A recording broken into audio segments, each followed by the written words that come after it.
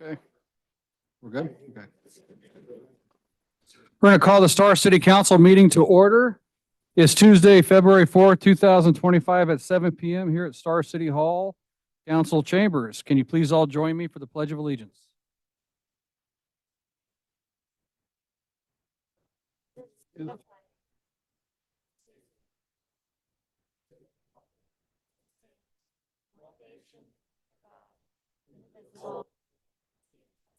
For all. Thank you. And tonight's invocations by Associate Pastor Nathan Hill from the Calvary Star Church. Make sure, I think, is that green? It is green. Okay, thank you. Let's pray. Heavenly Father, we thank you so much for the privilege and the opportunity that we have to meet again, Lord.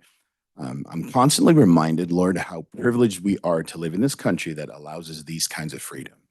Lord, we thank you for our mayor and the city council members, Lord, who are constantly making decisions for the good of our community, Lord. I pray that you'd grant them wisdom and discernment and insight, Lord Jesus, as they look to do what's most beneficial for us, Lord. We ask you that you'd bless this time. I pray that this meeting would be productive, Lord, and that ultimately you'd be glorified through it. In Jesus' name we pray.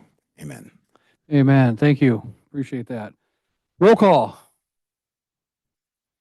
Hershey. Here. Wheelock. Here. Salmonson. Here. Nielsen. Present. All right, everybody's present and accounted for. We have no presentations tonight. We're going to move on to the consent agenda. We do need to remove item F, the Addington number 1 subdivision final plat. That will not be approved tonight through the consent agenda. Mr. Mayor, I believe Parks had a presentation. No, they don't. It's not on my thing. So that'll be the second meeting of the month. Okay? All right. So we got the consent agenda, 5A through 5E only. Mayor Chadwick, Councilwoman. I'll move to approve the consent agenda consisting of 5A, approval of claims, 5B, approval of minutes, December 17th, 2024, 5C, approval of minutes, January 21st, 2025, 5D, Lake Haven subdivision final plat, and 5E, Milepost Commons number 1 subdivision final plat. Okay, we have a motion. Do we have a second? Second that. Got a motion and a second by Councilman Hershey. Any further discussion? Hearing none, roll call. Hershey. Aye. Wheelock. Aye. Salmonson. Aye. Nielsen. Aye. All right, that motion carries. Thank you. We move on to item 6, the public hearing tonight. I think that's what you're all here for, is our public hearing. Thank you for coming to the hearing tonight. Just so everybody understands the process, I need to make sure that you sign up on the sheet if you want to speak. You got to check this. Do me a favor. I've been told that there's no check marks by names. If you want to speak, we'll just wait a few minutes and have you go out there and check mark the box that says, yes, I want to talk. Please, if you haven't done so. I will open the public hearing. Mayor asks council, I'll ask them if they have any ex parte contact. The applicant will have 20 minutes to present this project. The council can ask the applicant and staff questions at that time. There'll be public testimony, 3 minutes per person. The council may ask the individual speaking follow-up questions. That does not count towards their 3 minutes. The applicant will have time for a rebuttal. Then we will ask the council, the council can ask the applicant and staff further questions. I'll close the public hearing and the council deliberate. And at that time, a motion is either going to be made to approve with conditions, deny, or table the application to a date certain in the future. So just so everybody's aware, only the person that's up here at the podium has the floor. So don't cheer, jeer, do any of that kind of stuff back there in the crowd. Please, for me. All right. With that said, it is 7. Oh, and one more thing, our staff will do a little opening of the project before the applicant comes up.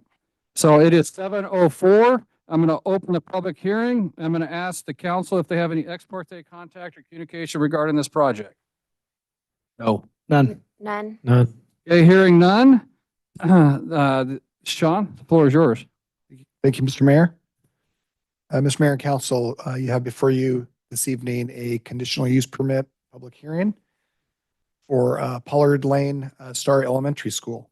The applicant is requesting conditional use permit approval to construct a new elementary school. The project is located on the west side of North Pollard Lane, adjacent to the Star Middle School. All application requirements, including submittal requirements, agency transmittals, legal noticing, and site posting have all been completed in compliance with the Unified Development. The application has also been reviewed for compliance with the Unified Development Code and the Comprehensive Plan. I do have one late exhibit in front of you this evening from a neighbor. Items for consideration, staff is recommending that a pathway be installed north of the school along the west side of Pollard Road to connect to the sidewalk at Creekside or River Creek. Thank you. River Creek. I didn't have it on here. Staff is recommending approval of this application. Thank you. And real fast, again, the location on the west side of Pollard Lane, north of Floating Feather. This is the site plan provided by the applicant. Staff reviewed.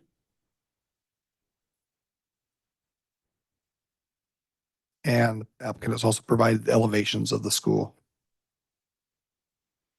That's all I have. All right. We have the applicant here that come speak. Yes, sir. Please. Oh, also one more thing for everybody. Just state your name and your address for the record as well when you're up here. And our little clock is right up here on the wall that shows you your time.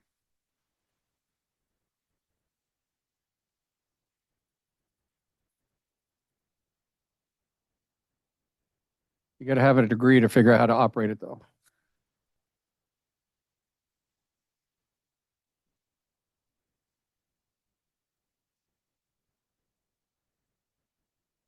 You may be stuck for 3 minutes. He's going to set another one. So you can go ahead and state your name and address for the record on there. Mr. Mayor, David Reinhardt, I'm the Chief Operating Officer for West Ada School District and Honorable Councilmen. We come before you with I am at 3230 Central Avenue, Meridian, Idaho. West Ada School District has elementary school in Star, as you know. We are approximately 105 students over capacity at that school, not to mention the congestion, the infrastructure problems we have at that school. We anticipate, according to the plats that we have from you, another 333 students in the next 3 years in that area. In addition to that, we are currently busing approximately 20% of your community to Eagle, Idaho, to Eagle Elementary School. The intent of this school is simply to serve the community. This community, we anticipate another elementary school being full in 4 to 5 years. And we have built it in such a way that it can be expanded if needed. We bought this property several years ago with the intent of eventually having a campus, a middle school, elementary, and high school and CTE center. This is really the second piece of that plan, and we designed the infrastructure as such. All that being said, I do want to acknowledge Pollard Road is certainly in need of widening.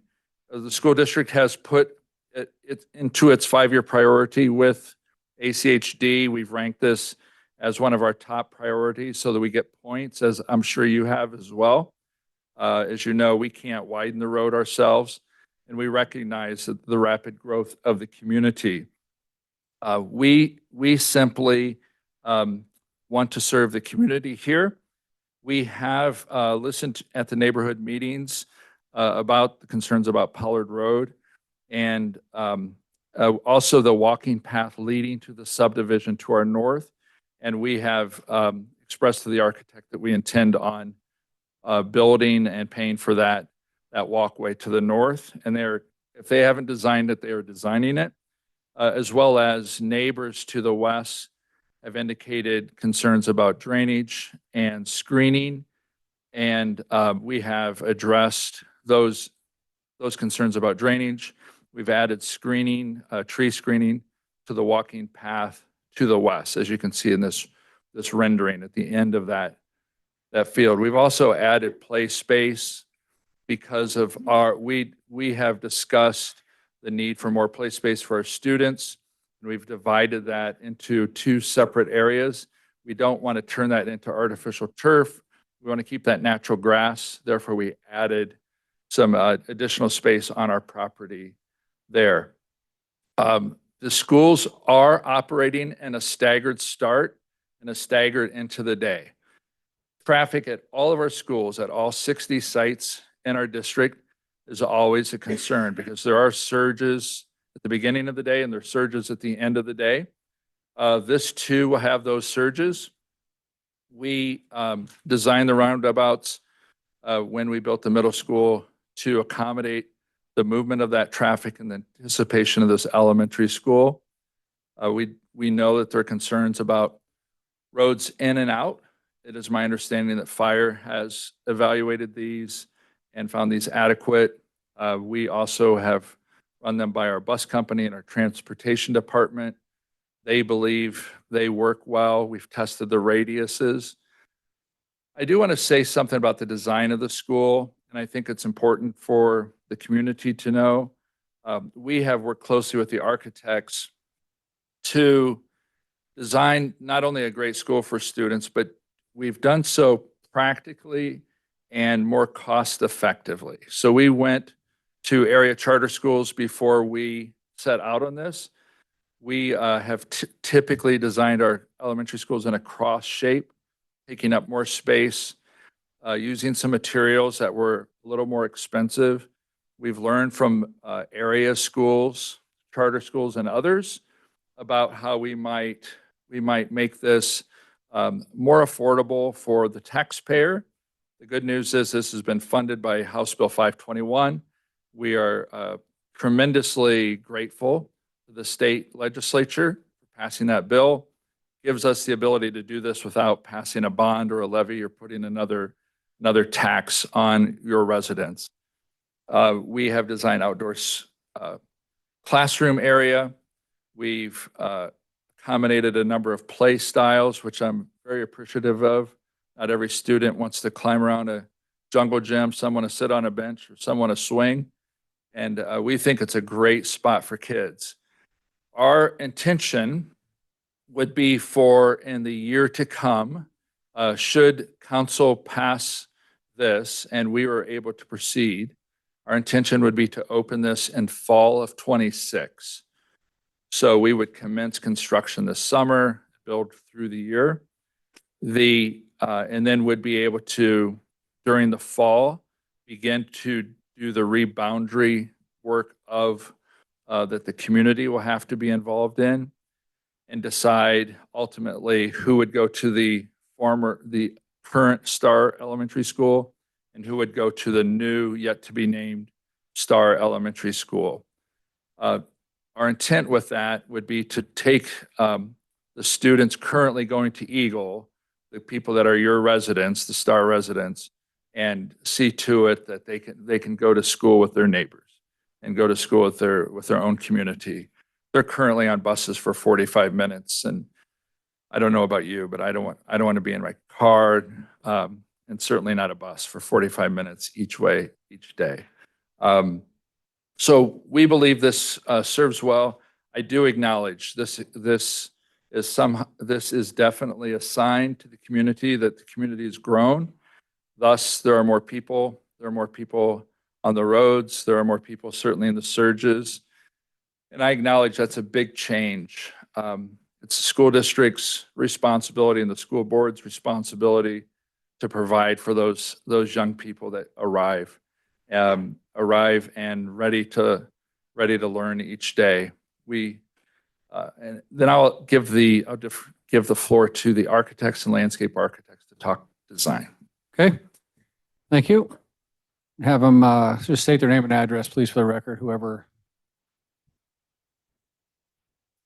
Toby Norskog, LKV Architects, 2400 Riverwalk, Boise, Idaho. Council members, so the what's up on the screen now is the facade of the structure. I don't know Hey, how much we want Can to. you pull that microphone closer to you or get closer to the microphone? It's hard for people to hear online. Okay. I don't know how much we want to get into the overall design of the building, but it is masonry. It's going to mimic the middle school. It's going to have some metal on it. But if we can go back to the site plan, I do want to call out that, Pollard is to the east, as David indicated. The drive that's leading up to the elementary school and middle school is a private lane owned by the school district. It does have 2 lanes of travel in and out with 2 roundabouts to help the flow and circulation of this site. We do have an open ditch in the upper left-hand corner. We do have to provide access to the irrigation district. That's why we do have a fence over there.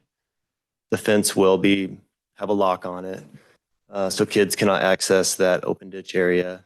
The site will be surrounded by a fence, chain link fence, 6 feet tall. And then we do have, just to kind of orient you guys, we made sure to keep all the heavy lifting stuff as far away from the neighbors as possible. For example, like the trash enclosure. We tried to keep that to the east, away from the homes. We put the play fields adjacent to the housing or any adjacent residential land. And then we try to keep the playground central, just to try to be a good neighbor. Other than that, the site really speaks for itself. It's, again, we acknowledge the Pollard issue, and we are in communication with ACHD, and we do currently have a traffic study being implemented right now. It's just not complete. So, Okay. Then somebody else going to come up and speak, did you say, or is that it? that's good. That's it? Okay, real quick. Any questions from council to the applicant? Mayor Chadwick, Yes, ma'am. one question for David, actually. So do you happen to know how many students currently here in Star that are bused over to Eagle? Mayor Chadwick, No, that- honorable councilman, I do not have that number off the tip of my mind, but I want to say there are at least 150 students that are going over there. When I just think of the kind of the chunk of the city that we're moving and frankly, kind of the crowding we're now having at Eagle as well. I want to say it's in the neighborhood of 100 to 150. Okay, good to know. Thank you. Okay. That's all I had. So you had, all right. Any other questions of the applicant? Mayor Chadwick, Councilman? Mr. Reinhardt, you said that the school district is not able to widen the road. Can you explain why they're not able to widen the road?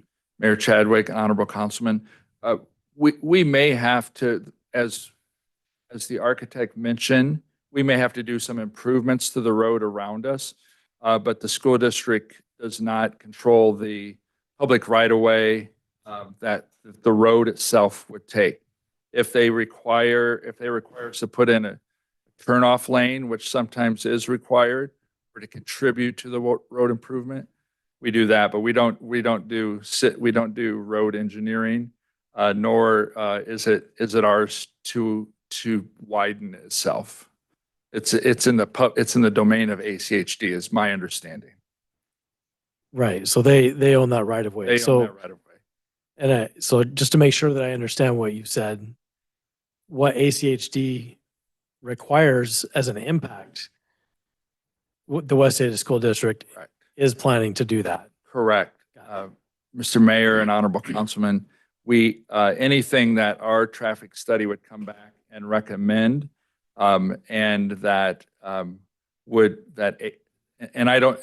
do not know kind of how that public piece of it goes. But when I worked for CUNA School District and we built Swan Falls High School, it came back that we had to do on that particular road out near Lake Hazel, we had to pay for a stoplight at $500,000 and do a turn-off lane into the school, which widened that portion of it. Right. So we do those kind of specific pieces as required. But in terms of telling people that we could just widen the road, we don't own the right of way to do that. Got it. No, I appreciate that. And I'll say this just for context, both for the public and for the council. When Star Middle came forward for approval, the district said that they could not cover the canal and that the Army Corps had told them that they could not. and that Okay. wasn't true. And so I wanted to make sure that we weren't dealing with the same sort of situation here tonight. Mr. Mayor and Honorable Councilman, I believe that is correct. I believe that to my understanding, we can do the improvements as required, but we cannot. You can't just decide, I'm going to widen the I'm road. going to widen the road. Got it. Thank you. Okay, any further questions? Councilman Hershey? Just one. You mentioned staggering start times. Did you mean staggering start times for different classes at the school or between the middle school and the elementary school? Mr. Mayor, Honorable Councilman, thank you for asking clarifying question. I'm going to give you roundabout numbers that are maybe not tied to the minute, but they're going to be within a couple of minutes. Each day, the middle school will begin its classes at approximately 8:15, and the elementary school will begin those classes 45 minutes later at 9 o'clock. At the end of the day, it's exactly the opposite. The middle school is going to end at approximately 3 o'clock, and the elementary school will end at approximately 4 o'clock. So we'll have basically middle school traffic coming in, middle school traffic going out, and then elementary school traffic coming in, elementary school traffic going out.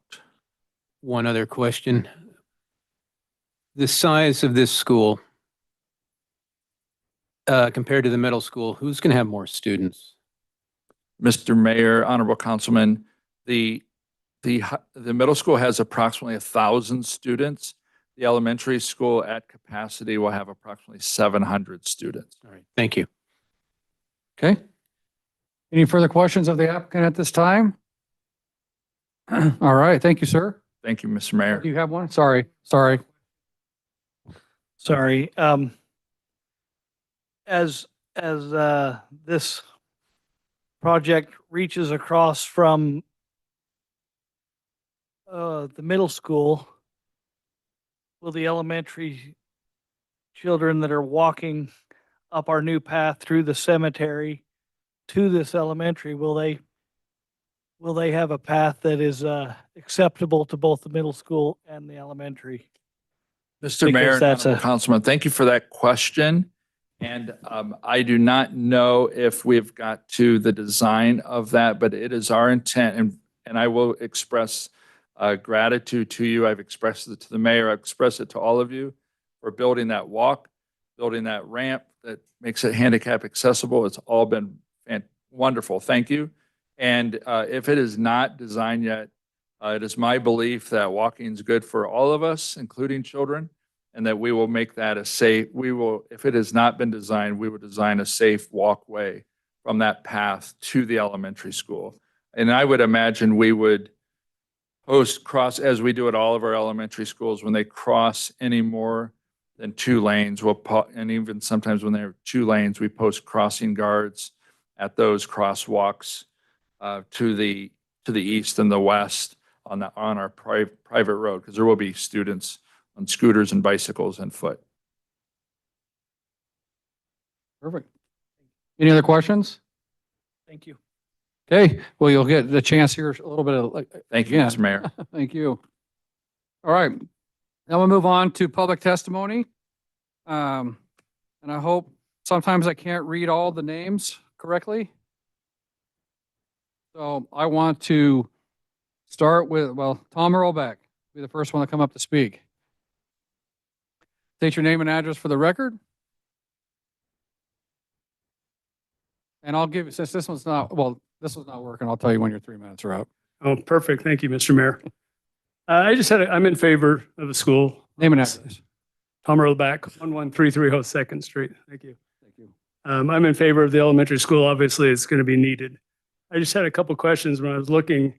From what I understand, Pollard is on the far right, these pictures? Correct. Okay. Is that a big field right to the left of Pollard then? Yeah. Okay. So we have elementary kids over in the school, and then they have to go through a parking lot to get to the field to play? We'll have to ask them how, Is what their there a intended. pathway or something? I think So they the intent, I don't know if they're going to be utilizing that for their Or is that just open stuff. I think space? I think it's just open space that they created when the middle school was there. Like, we see after school programming that happens there. We see club teams that utilize that for soccer and stuff like that. That's fine. So the other fields behind on the north and on the west side are the ones. Correct, but we'll have them clarify that when they come back up. Okay. Another concern is we do have to take care of Pollard Road eventually. We can't keep kicking this thing down the road. Somebody has to address that. I think when the land was purchased 15 years ago or whenever it was, that was a big concern. And with that many kids and students and everything else, Army Corps of Engineers, or whoever, somebody has to address that and either get that tiled or move the road to the west or something.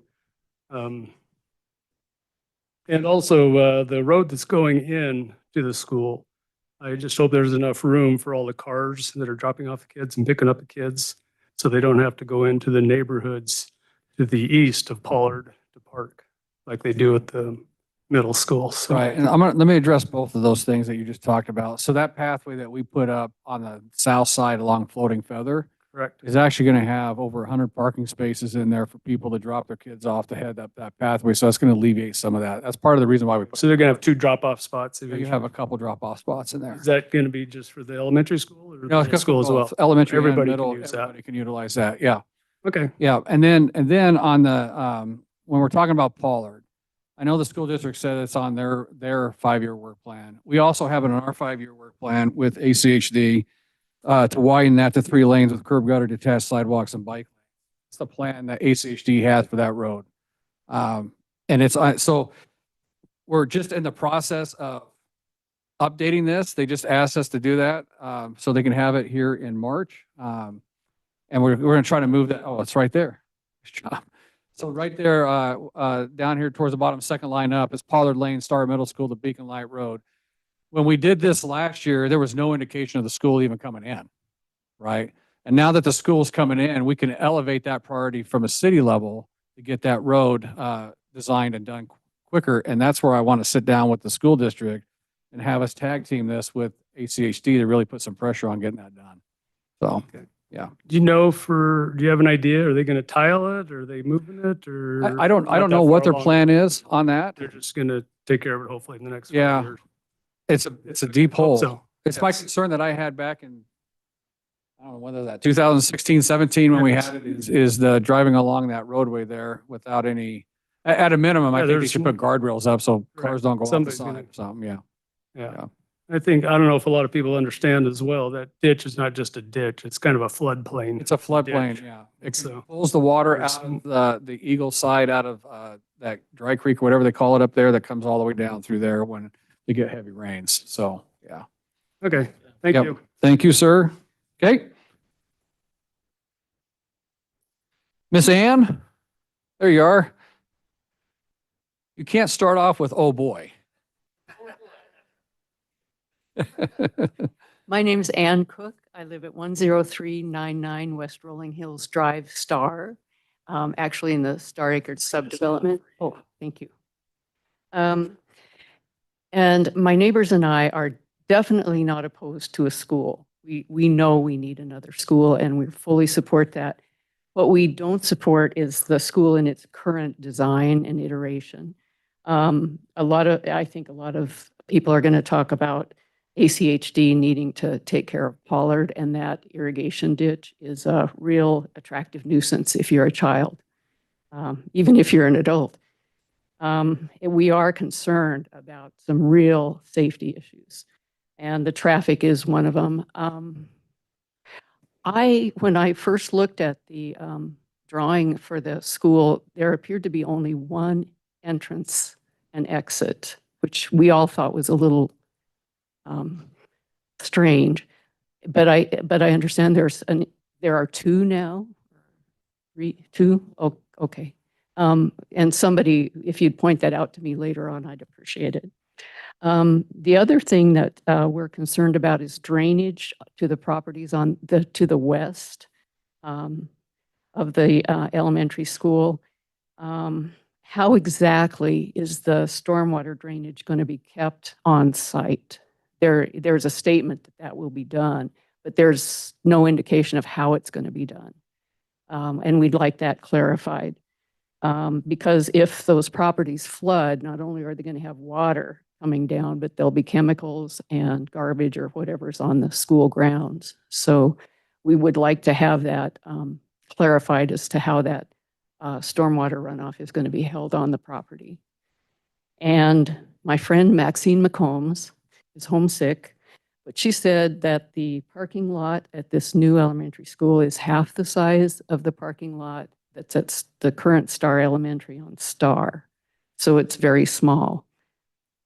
I don't know. I can't tell you whether that's the case or not, but we are definitely concerned about traffic and safety issues for the children that are going to be going to this school. And if we could, we'd like to have all those safety concerns addressed before the school is built, but we understand that's probably not possible. So, no, real quick there, I want to clarify that for you. So the parking, this has actually got more spots than the elementary school that we have over here It's currently. larger.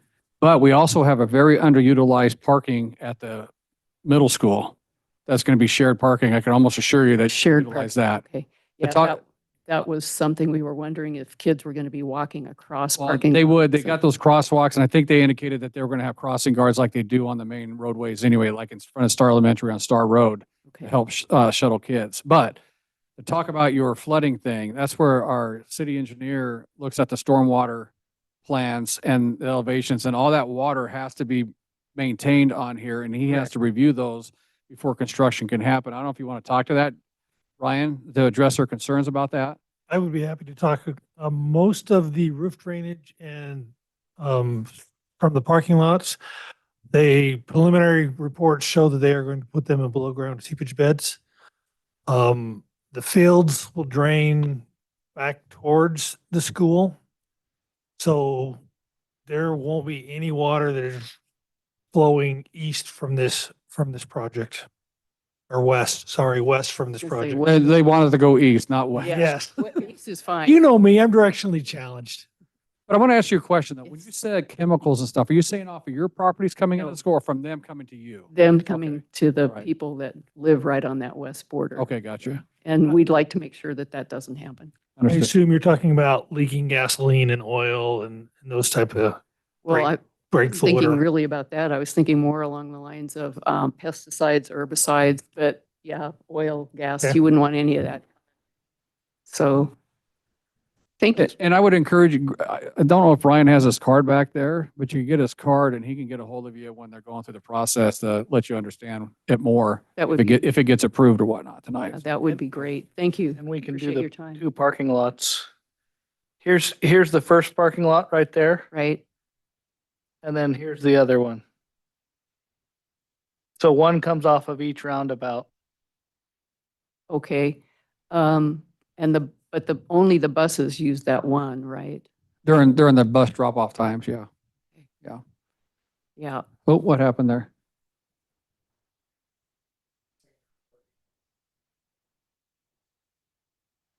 I think I know where that is. I've seen the walkway. Yeah, where the Down here? walkway Yeah. is, right between that and the And church that's there. Plumber, it's Yeah, at there's the gonna be intersection of access Plumber. right there and- for people to drop off and go in and out from You there. think they will? Oh, They are now. Oh, great. We actually, those barriers that you see up there next to that one neighbor's house, unfortunately, people were pulling up in their driveways and dropping kids off there. And so the whole, once we get that parking lot done, hopefully this spring, they were working on it until the weather came in. Right. That'll be opened up for those folks and we're going to do some other stuff there to help that neighbor right Right. there. So, yeah. Sounds good. Thank you very much. Appreciate it. all right. Thank you so much. Miss Mary Ann, you wrote a 4. Is that a Y? That's why. I'm kidding. I know you, Miss Mary Ann. Good evening, Mayor and City Council. My name is Mary Ann Saunders. I live at 2230 North Shriner Lane in Star. And I'm a boarder to that proposed school there. My property borders it. So to speak to an area that Ann was talking about, those parking lots, the buses would drop off on the east one, I believe. Or south. I think it's the south one. They'll clarify that when they come up too. Oh, Yeah. okay. So we just had some concern about what would happen in the case of need for evacuation. Wanted to make sure that that was considered in the plan for that. Because you never know what disaster might hit us, right? It just does come about. The proposed asphalt walking pathway north of the building to connect with the existing sidewalks off Beacon Light in River Creek subdivision could certainly alleviate some of the stress in the drop-off area. I don't know how that subdivision thinks about that. The property on the west edge of the property line, which is mine, I've requested a minimum of that landscape buffer zone really to match what the middle school agreed to. So I'd really like that taken all the way up. There are trees there, I see that, but the middle school buffer zone are trees and grass. And so I've asked the school, please, to extend that up, same distance in. And we really, I really in particular appreciate the placement of the dumpster over on the east side. That will alleviate the difficulty with the noise that we have from the pickup of the trash at the middle school. I want you to think, if you will, of each morning at 4:15 to 4:30, the noise of the truck beeps and the physical loading and unloading of that dumpster.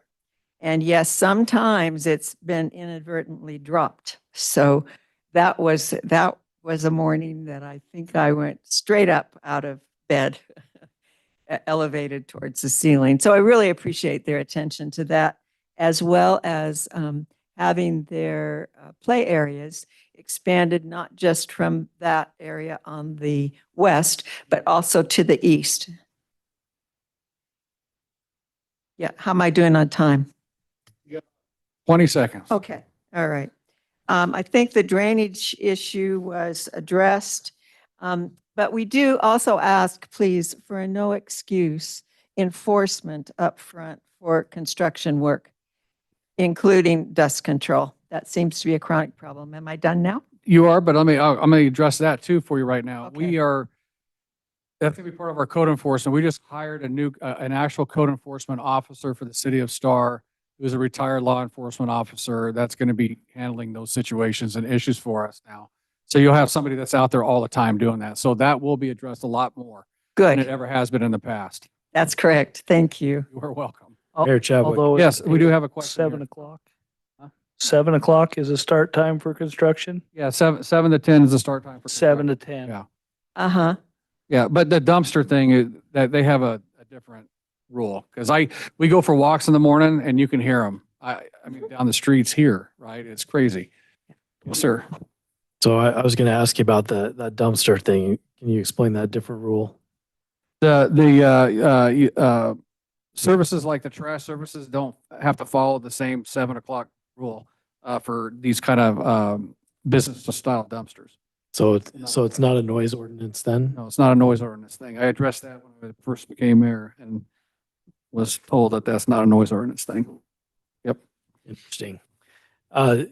Regarding your request for the landscape buffer, I'm looking at this picture and all I see is grass and trees at the same level as the middle school. What am I missing? Well, if you look, Can you go back to the other one, Sean? No, on this, well, yeah, you can look. You at can this see now. what they did on the other one.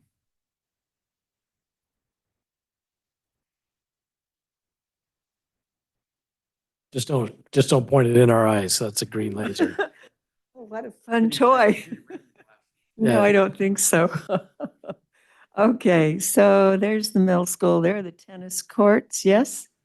Okay, and so the middle school did this buffer zone here with grass and trees. And what I'm asking is that go up. So if you look at this one, all I see is grass and trees. Well, what you're seeing are trees, but I also see, I just wanted to make sure that it was considered a buffer zone. Got it. Yeah. Okay. Any other questions for Miss Marianne? All right, thank you, ma'am. Appreciate it. Uh-huh. Miss Debbie?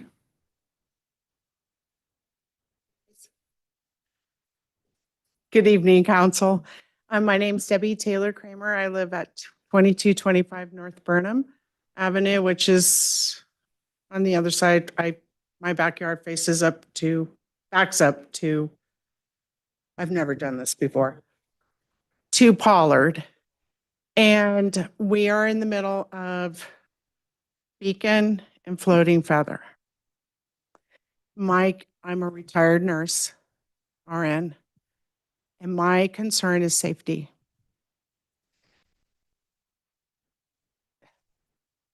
So I'm trying. We had a family emergency at our home back in April. And the ambulance and the fire truck could not get to our home. My brother was dying.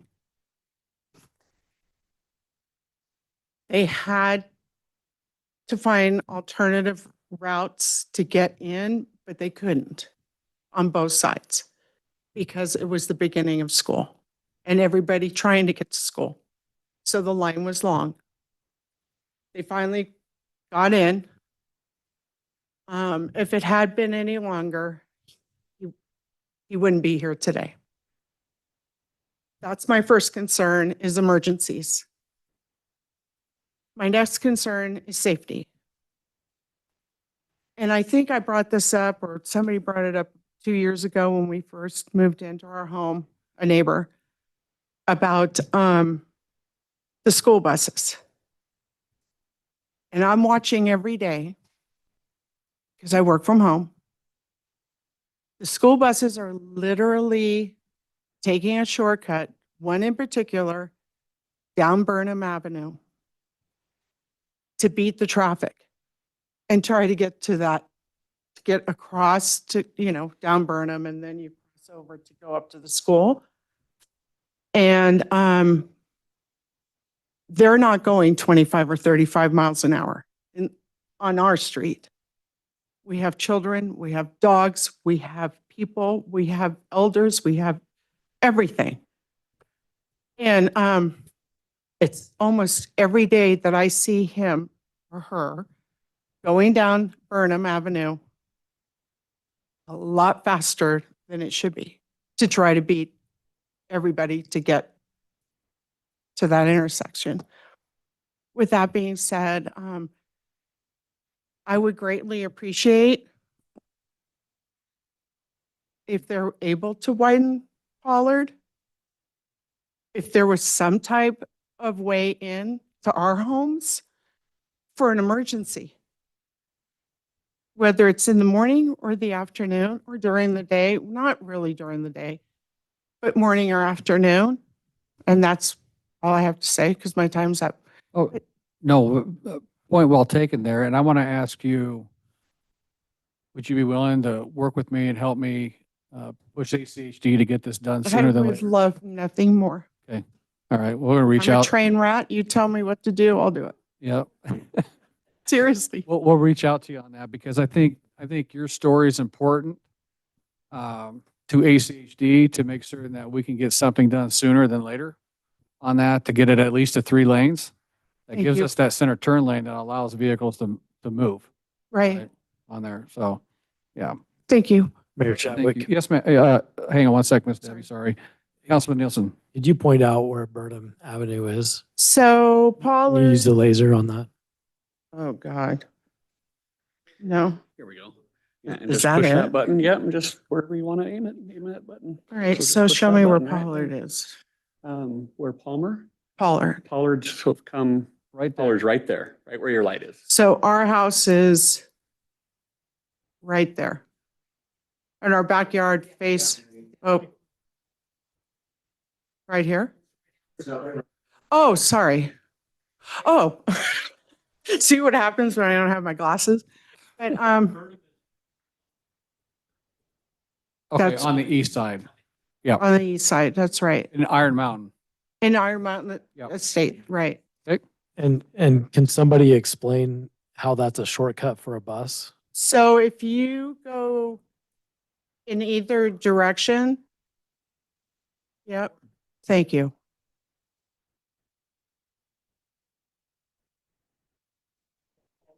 It's 4 houses. I don't know how much faster it is, but. So it is faster because they get in front of that line. Well, no, hang on a sec. Oh, well, state your name then and address. I'm 225 Okay. North Burnham. I'm on the thing with her. We signed together. Okay. But we're supposed to be. The way the bus sorry. comes I in, see your name now next to your address. they pick up on Thank you. the corner of Pollard.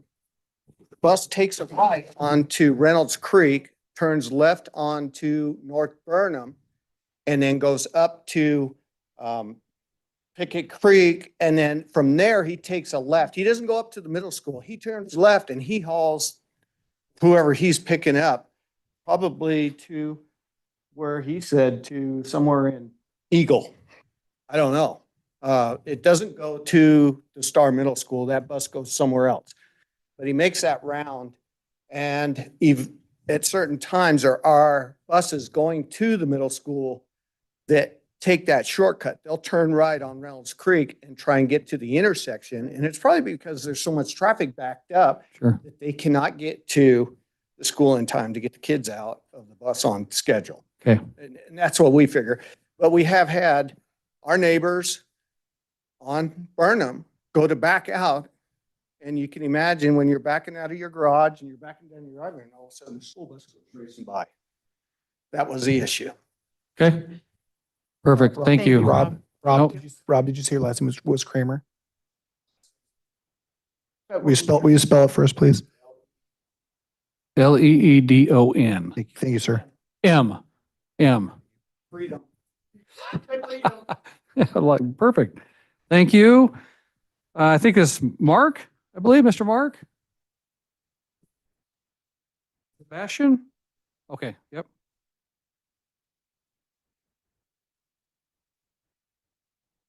Hello, everybody. Thanks for letting us speak. I'm Mark Bastian. I live at 2301 North Burnham Place. If you're leaving the school and you just go straight across the street, I'm the first house on the left, so I'm directly across from the school. So I'm, in an ideal world, I'm opposed to the school, of course. I think it's too close to the other school, but at the same time, I think it's important to compromise. I just want to make a couple points. One is I actually moved to Star almost 2 years ago from Eagle, and I was the closest house to Galileo. And so it's directly across Linder from North Star. And if you, and I think we're setting ourselves up for something that's even worse there. And if you ever go by there, it is a nightmare. And one thing they have going for them is they have a controlled light at Linder and Highway 44 and a 4-way stop on the north end at Linder and Beacon Light or Floating Feather, where Pollard is nothing more than a stop sign on either end with no traffic control. And so, and if you've even driven on, Highway 44 in the morning, it gets backed up for multiple stops because of that school traffic. And so traffic control really is my biggest concern. I think it's just something that here we're inviting ourselves up for something that's even worse of a disaster than that. A couple things to maybe alleviate that though, if we do move forward. One is, and again, and I realize HCHD and the school district, they have to coordinate. They don't, one doesn't control the other. Certainly we need to widen Pollard. I would suggest actually controlled like traffic lights, both north at Beacon Light and south at Floating Feather, and potentially even a traffic light right there at the end of the road there where you flow up into the school. Otherwise, what happens is I've run into the same situation. I work from home. I had to go to a doctor appointment one morning, and I didn't realize it was school time. And I pulled out, and you can get killed trying to turn left if maybe the people going northbound are stopped and they leave a little gap. You're trying to turn left, and someone coming southbound, they could hit you. It's just the traffic control is non-existent, and it's really, really unsafe. I don't know if there's any possibility of additional ingress egress points, like where the route comes around down, where the sidewalk comes down and abuts with Plummer. Maybe having a west side egress point that goes down and connects there and make that into a 4-way light. But really my biggest concern, if the school were to go in here, is traffic has to be safer and it has to have better flow control. It's just so bad right now. Again, you know, I'd prefer to have the school move somewhere else where it's not quite so congested. But if we did that, that really is kind of my plea. A couple other things. I mean, we do in the neighborhood have a lot of problems with traffic, with people parking their cars or waiting for school to get out. There's, in addition to the bus, if you're not careful, you could back out into somebody's car. Maybe having dedicated law enforcement around the time of school starting to make sure that the neighborhood areas are cleared of traffic. And I think, you know, those are really my biggest concerns. 2 questions real quick. Is there any plans for the open space to the east of the school? Is that going to be left open? And second, with the high school coming in, what's the plan for ingress egress there? Is that going to be the same or, and that's it for me. No, I think the high school has a completely different ingress and egress on the other side, so it's not going to be taking it off of this. I don't know what the plan is for the other part of the, we can ask the school district if they even know right now, if they're just going to leave it as open for this point. But, and that high school is years down the road. I mean, yeah, it's $100 million to build a high school, you know, or more. And Yeah. so, Like I said, my big plea is rather than saying, hey, let's do it and wait and we'll work it out, is get some concrete poured in terms of a plan from ACHD to know we've got a plan before we do this. the unfortunate part is ACHD will not do it until they're forced to do it. That's the way it's always been. And Yeah. if even if the school doesn't go in, if the school doesn't go in, there's no extra force, right, to do that. That's the dilemma that we're facing on every road in this town and in this county is the way that whole thing is operated, unfortunately. So, I mean, really, I mean, for me, But I like your it's so idea of the unsafe. lights though, and that's something that we can work with them on. Yeah, widen the road and add lights. I mean, that's the big thing. And without that, I just don't think it's a good idea to put the school there. Okay, you got questions? Just to comment on that field to the east, from the front of this parking lot, that second parking lot forward is all grass, and I think it's intended to Planned to remain stay. that way? Okay. Yeah, Just curious. I think that's their water runoff, I thought, originally. Yeah, we'll have them clarify that when they come back up. Thank you. Thank you, sir. Appreciate it. Miss Lori?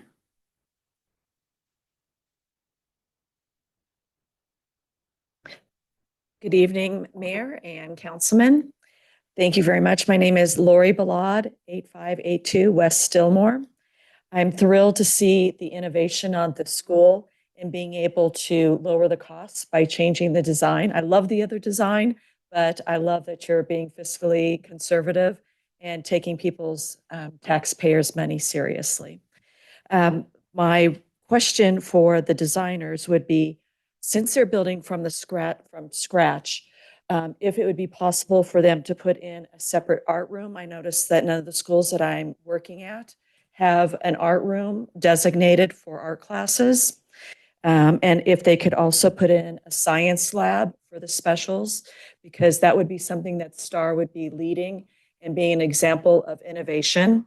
And also if they could have an early childhood indoor play area as well, because young indoor play or outdoor play, but during inclement weather, the children really need to have in kindergarten, first grade, more playtime and play-derived activities. And so if they had those 3 rooms in addition to the library and computer that they already had. So that was my question. And then also in some of the schools that I've gone to, I'd like to clarify how they're doing the restrooms for the outside, because some of the current schools have restrooms that are not, they still can be infiltrated. I hate that word, but if there was somebody that wanted to do wrong, you could come in through the outside, go through the restrooms, because the restrooms have to be used open for the kids outside. And so even though they're locking all the doors, all the schools are really open because they can go in through the restrooms.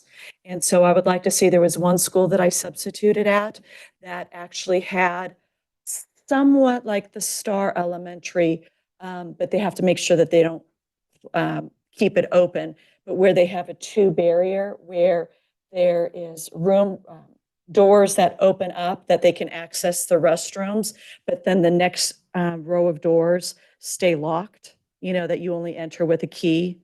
But some way, because right now through West Ada, there is still a security issue with restrooms because people can get into into the schools. And also for the Pollard, you had mentioned that they would be going a bike lane instead. I know that Star is being one of the forefront of doing multi-use lanes. And I would love to see that in because if I had a grandchild going down that street, on the bike lane, I would hope that you would be consistent with the multi-use because that way the children will be off the street and you've planned. A detached style. Yeah. Yes, like you've done on the other areas. I think it's wonderful. So thank you on that. It's much safer than having people bike in a lane where you're literally just an inch away as the cars are going by. So in reiteration, art, science rooms, early childhood, restroom, and multi-use path. My questions for them. Thank you, Ms. Lori. Okay. Ms. Darlene? Sorry, Lori, sorry. Anybody have any questions for Ms. Lori? No? Okay, thank you. Ms. Darlene? Hi, good evening. Darlene Kittredge, 9375 West War Eagle Court. On the picture, we are the community in the bottom right-hand corner of the screen. First, I just want to apologize for what you had to go through. Speaking in the microphone, though. I said I wanted to apologize for what she had to go through with the traffic, which is why I came up here to speak to you all. Once, I don't know if it was Idaho Transportation or ACHD, they changed Pollard and West Floating Feather from a three-way stop to a one-way stop. So the traffic is stopped. There's no flow. And unfortunately, her family had to find that out the hard way, not being able to get emergency services. The traffic is, once it is stopped, it's stopped from the stop sign at West Floating Feather all the way to the school. Nobody lets us out of our communities. Nobody lets us in our communities. As it stands right now with one school, we have to plan. Some of us have changed our hours of work so we could get to work on time, so we could get out of our community. I know many people, there are plenty of retired people in our community who have to change. They plan their doctor's appointments according to the school schedule. So we're already affected twice a day for the middle school. Now we're going to be affected 4 times a day, essentially 2 start times, 2 end times. So either the school would need to wait until the road gets widened, or we need to move that 5-year plan to maybe a 1-year plan, if that's at all possible. I see the smiles. I know it's probably not going to happen, but I need to ask. Hey, I'm going to tell you, it's my biggest headache working with these guys trying to get this stuff done. If we have plenty of squeaky wheels in our neighborhood, we'd be happy to join this young lady behind me to help you in that. We would take every bit of the help as possible. School district would too. Once the stop sign did get changed, I tried to be proactive myself. I called the school. I called the city. Everyone was referring me to somebody else and nobody would give an answer as to why it was changed. They just Let me said, give you the answer right now. they said they didn't want the traffic backing up onto Highway 16. Floating Feather and Beacon Light are considered arterial roads. Right. They don't typically put stop signs on arterial roads to do a 4-way stop. That's their model, right? And so when that got opened up to Highway 16 and Broken Arrow, they did the flop on that. Oh, yeah. That's when they put that stop sign up for that Yep. traffic to flow. That's why they did that. Now, I like the idea of a stoplight if that's something that we can get them to do on that, but that's the squeaky wheel part that we're going to need help with. I'm squeaky. Even without, that's good. Even without the elementary school being there, it's a much needed thing. Anyway, Yes. Right. And so it's just something that we just need to organize together as a city and a neighborhood to really push ACHD to get this done. So Well, even in the interim, stop signs are cheaper and at least it gets the flow moving because it's letting the people that are stopped on Pollard exit right. rather than just stay stagnant until there's an opening. Perfect. Okay. It's perfect. No, there's nothing wrong with that. It's good. That's all I have. Is she out of time? Did you even start her time? Oh, you did a good job. Nice job. Okay, we have Mr. Cody.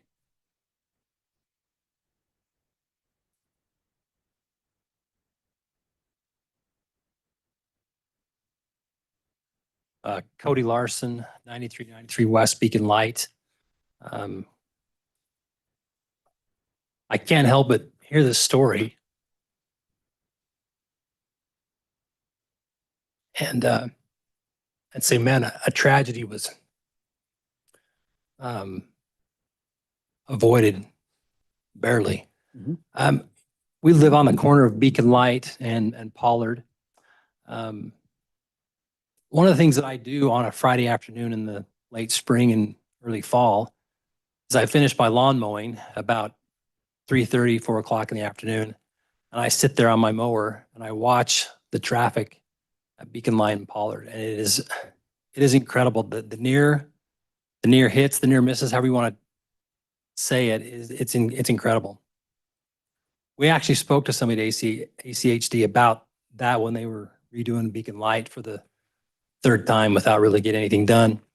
And they said that there wasn't the amount of traffic overall to justify a stoplight. And I thought that was interesting. If they would just sit there and watch during those peak times, I wonder if their attitude would change. I don't know. But That's the time when you need to ask them the question, when was the last time that you ran the traffic analysis with the counters and stuff? yeah, Because the problem is they don't do that very often and they rely on old data. right. Yeah. But I mean, I don't want to belabor the point. That Pollard, it's got to be widened. It's got to be dealt with. The school is going to happen. I get it. I know the high school is going to happen. I get it, but that road has got to be dealt with. And I know that's not your problem, but again, if there's a lot of us that can be that squeaky wheel and voice our opinion and help with that, then happy to help with that. So thank you. So I will tell you, Cody, that Beacon Light, Pollard, and Floating Feather are all on our integrated 5-year work plans and trying to get them to get this all accomplished out there as well. And there's several bridges. I don't think there's any up by you, right? That they have, because you're on the hill right there. There's several bridges that you see, like even down on Floating Feather towards Munger, that they're starting to replace right now, so they can do that widening in the future. So it's happening. It just doesn't happen as fast as we want. I have to wonder with the plan that you guys presented about the 3 lanes with a middle school, elementary school, and a high school. I mean, forethought, I don't think that's enough. I think it's got to be wider than that to make that work. Very well, maybe. Yeah. I mean, it's something that needs to be looked at, in my opinion. Yep. Which isn't much, but thank you. It's a lot. Thank you. Thank you. Any questions of Cody? No? All right. We've had several people that signed up that didn't speak, but they're on the sheets and they'll be in the record as such. Mayor Chadwick. Councilman Nielsen? Not a question for Cody, but it's something that he brought up. I think is worth mentioning here as well, because, you know, when we saw the application for Star Middle School, there was much of the same concern over traffic safety. A lot of it was to do with the Army Corps of Engineer drainage ditch, but also how narrow the street was, lack of sidewalks, things like that. One of the things that was shared with this council, and we may have to go back to the record, I don't recall if it was West Data or ACHD that shared it. And Cody, you reminded me of it. What they told us at the time was that they have canals that go along schools in Meridian, and 4 or 5 cars go in those canals every year. And that's not enough to justify them closing those canals. We're not going to make a decision here tonight on any such pretense that we're going to take safety and just toss it out the window and say it's acceptable for cars to go in the canal, or for frequent near misses, or for kids to not have a pathway or a bikeway. It will all be done. It will all be done. Okay. The applicant want to come back up for their rebuttal?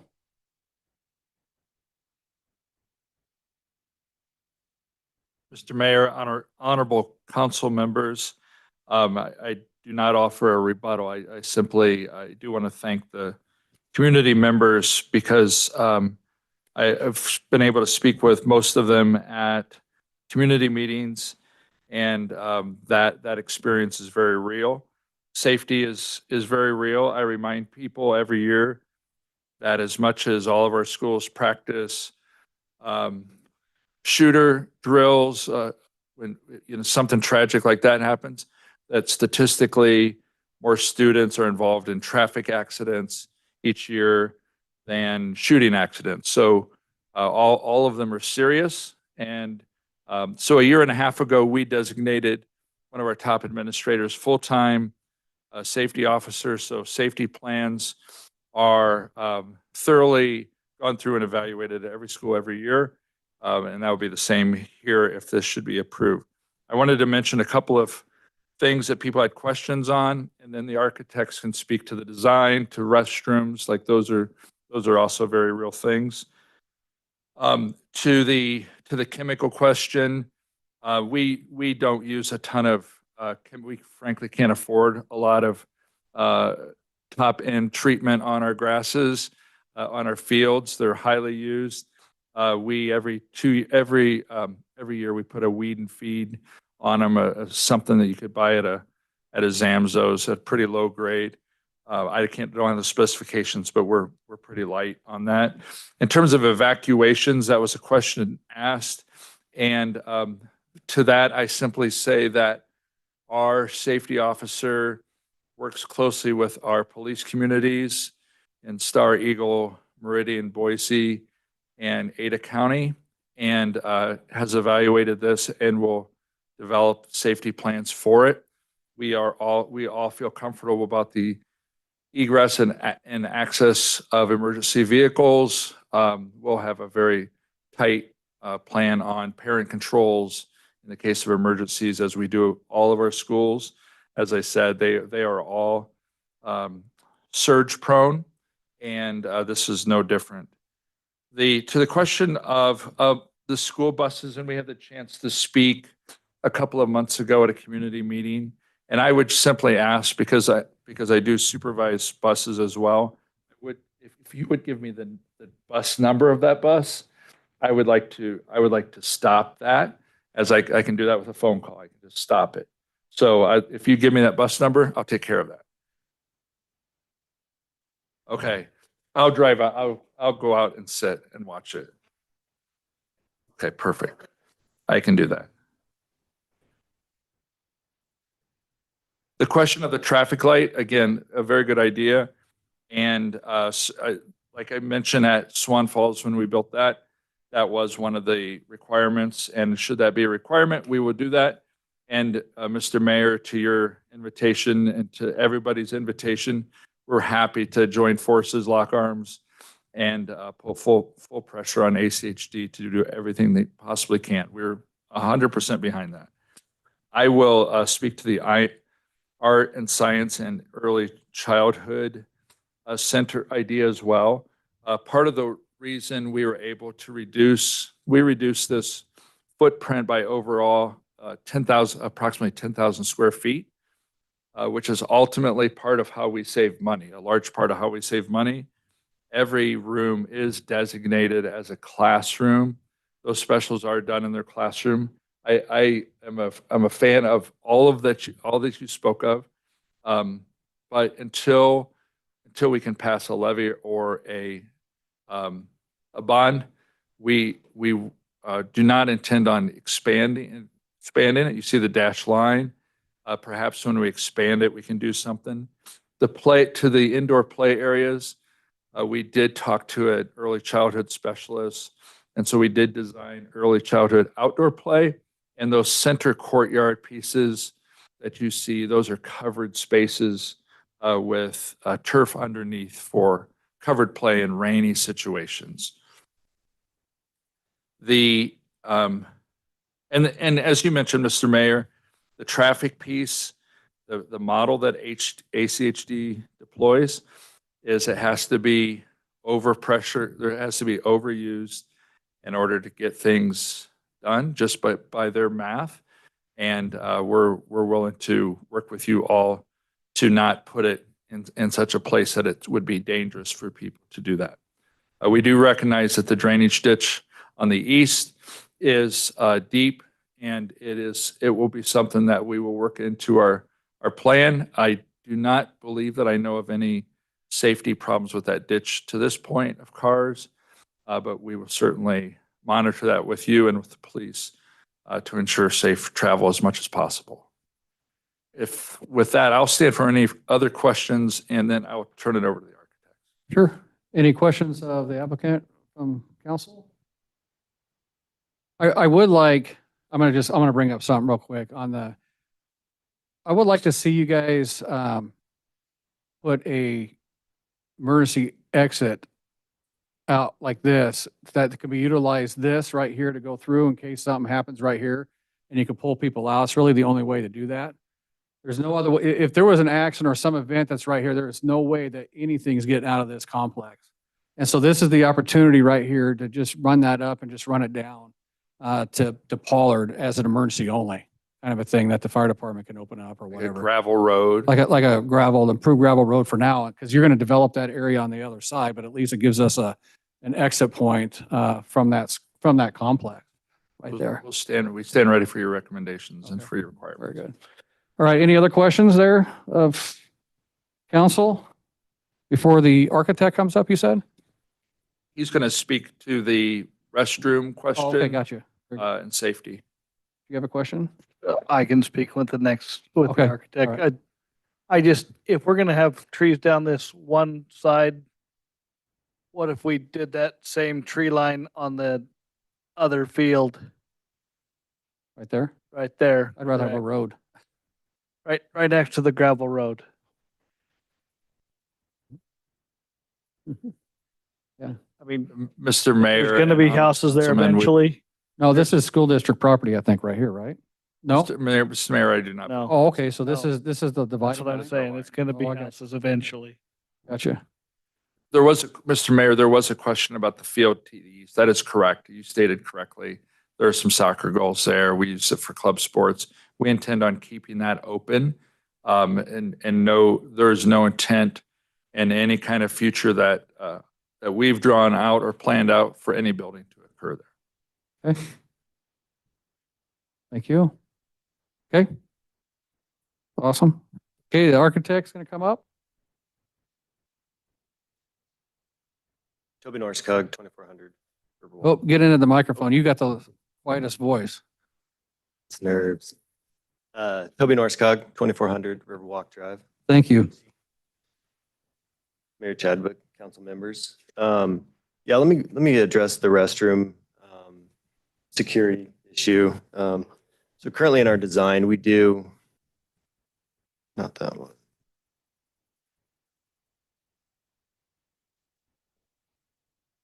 At this location right here, there is accessible doors with a card reader that you'd go into, so a vestibule, and it has one single hole restroom on the left and one single hole restroom on the right. And then there's another pair of doors inside there. You also have to badge in to get into the actual school. Okay. So we did have that. We have done, this is a different design than we previously done. Usually you come into a vestibule and you have access to the bank of restrooms. These ones we have just individual restroom, 2. Each side, yes. 1 on each side, 2 total.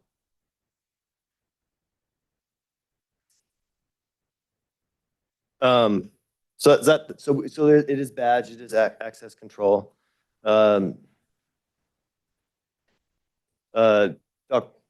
David, access the soccer fields to the right, those will stay. The parking lot did take over one of those soccer fields, so there is 2 that are left. Let's see. As far as the buffer zone to the west. So the property line of the district actually extends past that path that we're showing. It's where that green line is. So we are providing a buffer zone before we hit the path. At that path, it is going to be a chain link fence.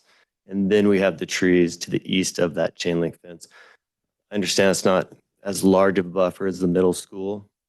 But that buffer does provide the landscape that Marianne was talking about, but then it does blend into the play area that's west of the school. So, hey, real quick, so right here where Councilman Wheelock was talking, I think we need to line that with some trees too, on the side of the thing for a buffer for these folks. To the west of the access drive, Yeah, the future access drive. yeah. Yeah, we'll review that with the design team and the district. Assume the district's good with trees there. David talked about the program spaces. Again, the outside courtyard. You know, we are trying to do something different again with some outdoor areas. The turf areas that you see here, these round areas, they have high and lower turf areas that the kids can sit at and observe, and those are under covered structures. We also are developing an outdoor classroom area here that will have turf as well. And then these would be your active playground areas, and then the field to run off energy. So we are trying to look outside. I understand in the winter times that might be difficult, but we are looking for some additional education areas for the kids.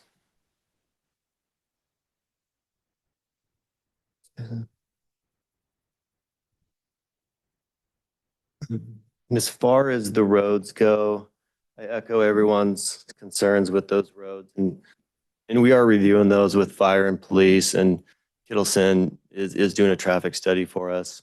And once complete, we're hoping early March. We'll take their recommendations to ACHD, ITD, and we can hopefully all get on the same page with the city of Star and the school district and move forward appropriately to make Pollard safe. I think that's Is that, I believe that's all the That's it, questions. right? Let me know if I missed one. all right, any questions there for the applicant?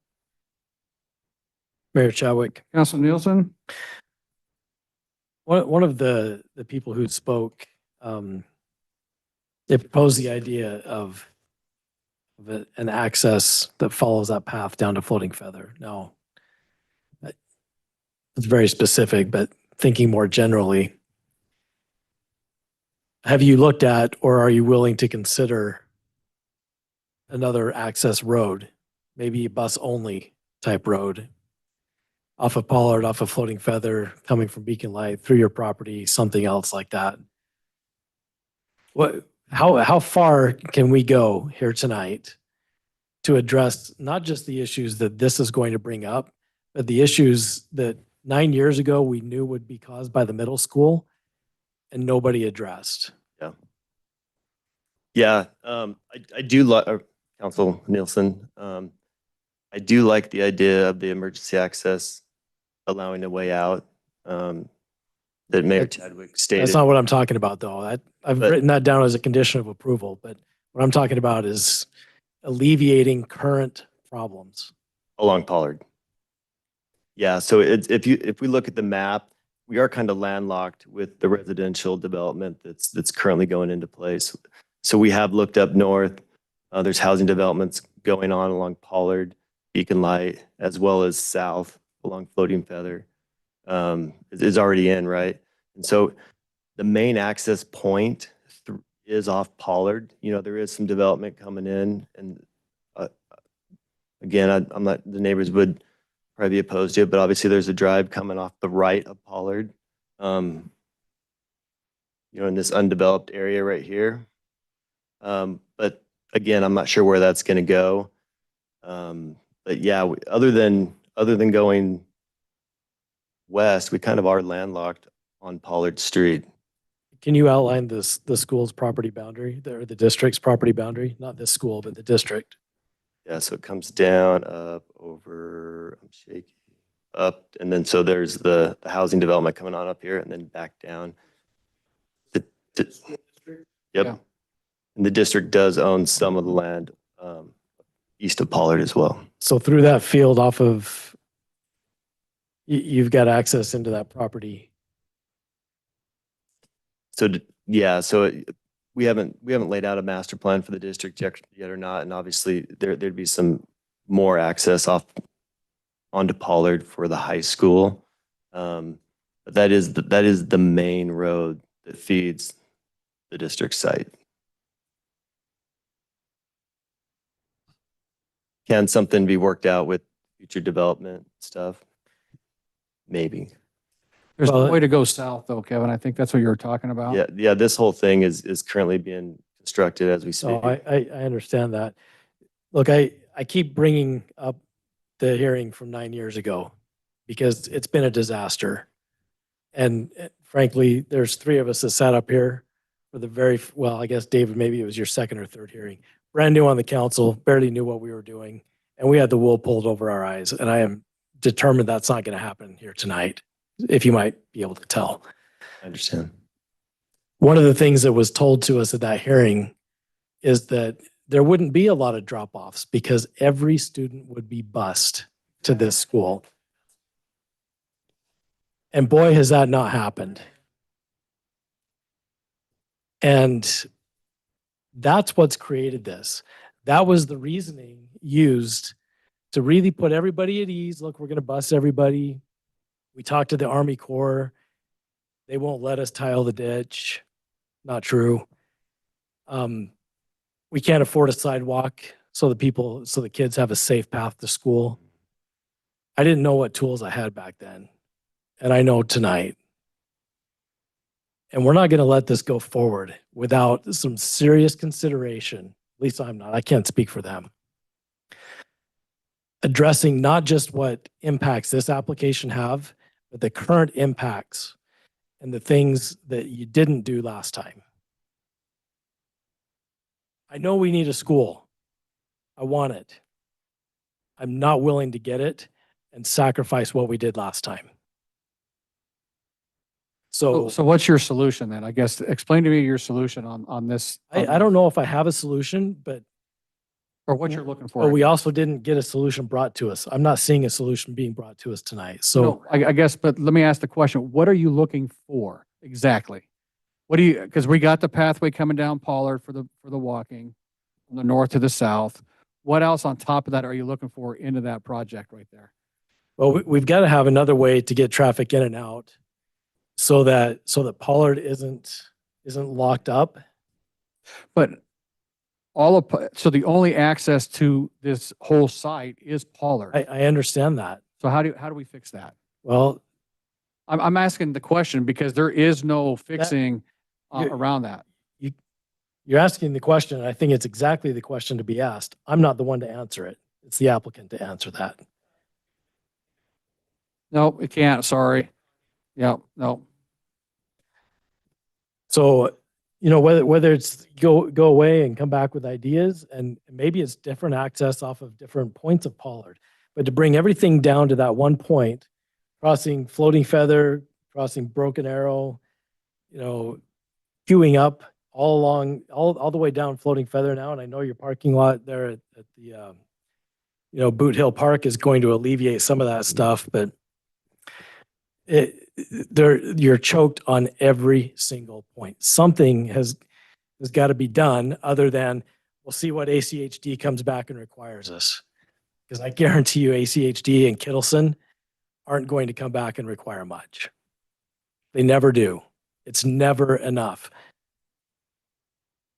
And if we don't, we've got lots of open fields around here now. When you go to build a high school 10 or 15 years from now, it's not going to be that way. You got to think about it now, and we got to solve this problem now.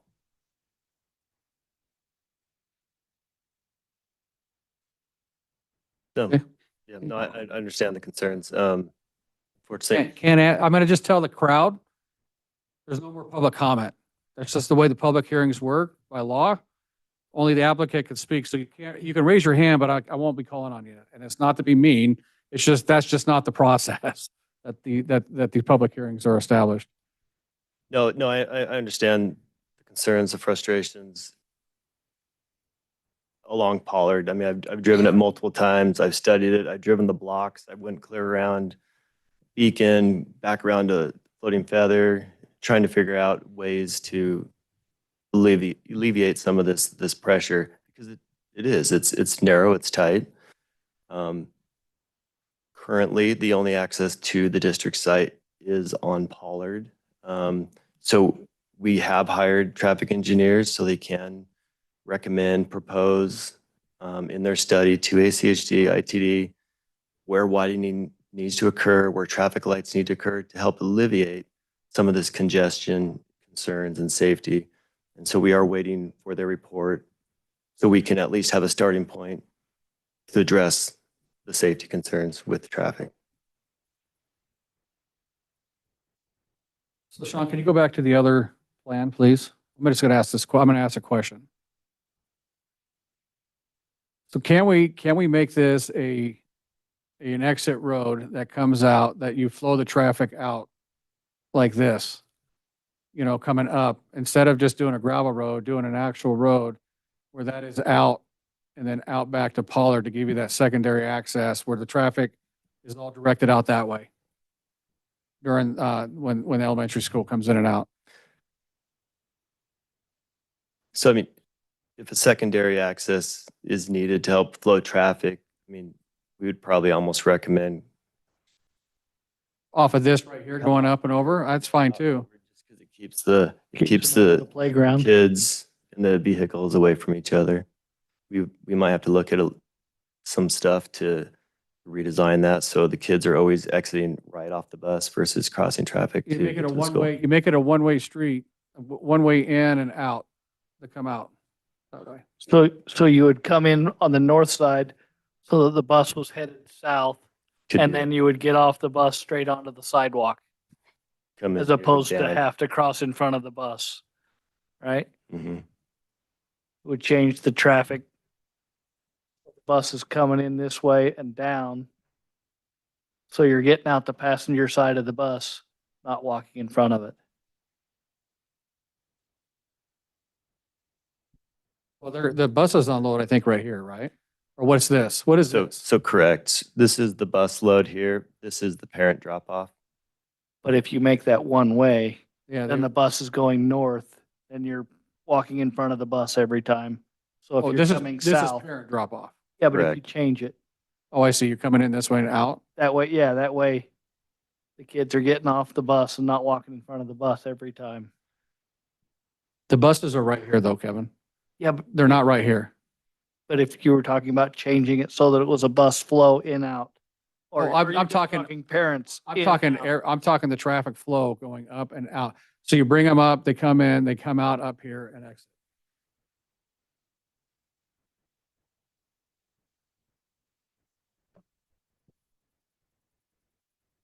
I think Councilwoman had a comment or a question.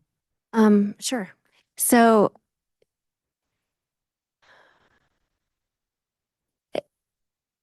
you mentioned a larger site plan for a high school, also here and a CTE school. And so did you say that that one entrance is going to serve all of that, all those other schools as well? I mean, that's how the entire site was maybe originally designed, was that it would come in on the current entry and then go to these other schools. Is that correct? Or do you have in your plan another entry off of Pollard somewhere to get to these other schools? Mr. Mayor, honorable council members, it's a concept design that was done a number of years ago when that land was purchased. I do not have it with me nor recall how that traffic flows in that concept. It's not an approved plan. And as Mayor Chadwick stated, any idea of a high school is many years into the future, and much will have changed in terms of traffic, safety features on floating feather beacon light, and for several miles until that actually were to happen. To the point of the road, emergency road or otherwise, I am not a traffic engineer, but I have worked with enough schools to know that when curb cuts are too close to each other, you do not help anything, you hurt things in terms of if it's a regular road.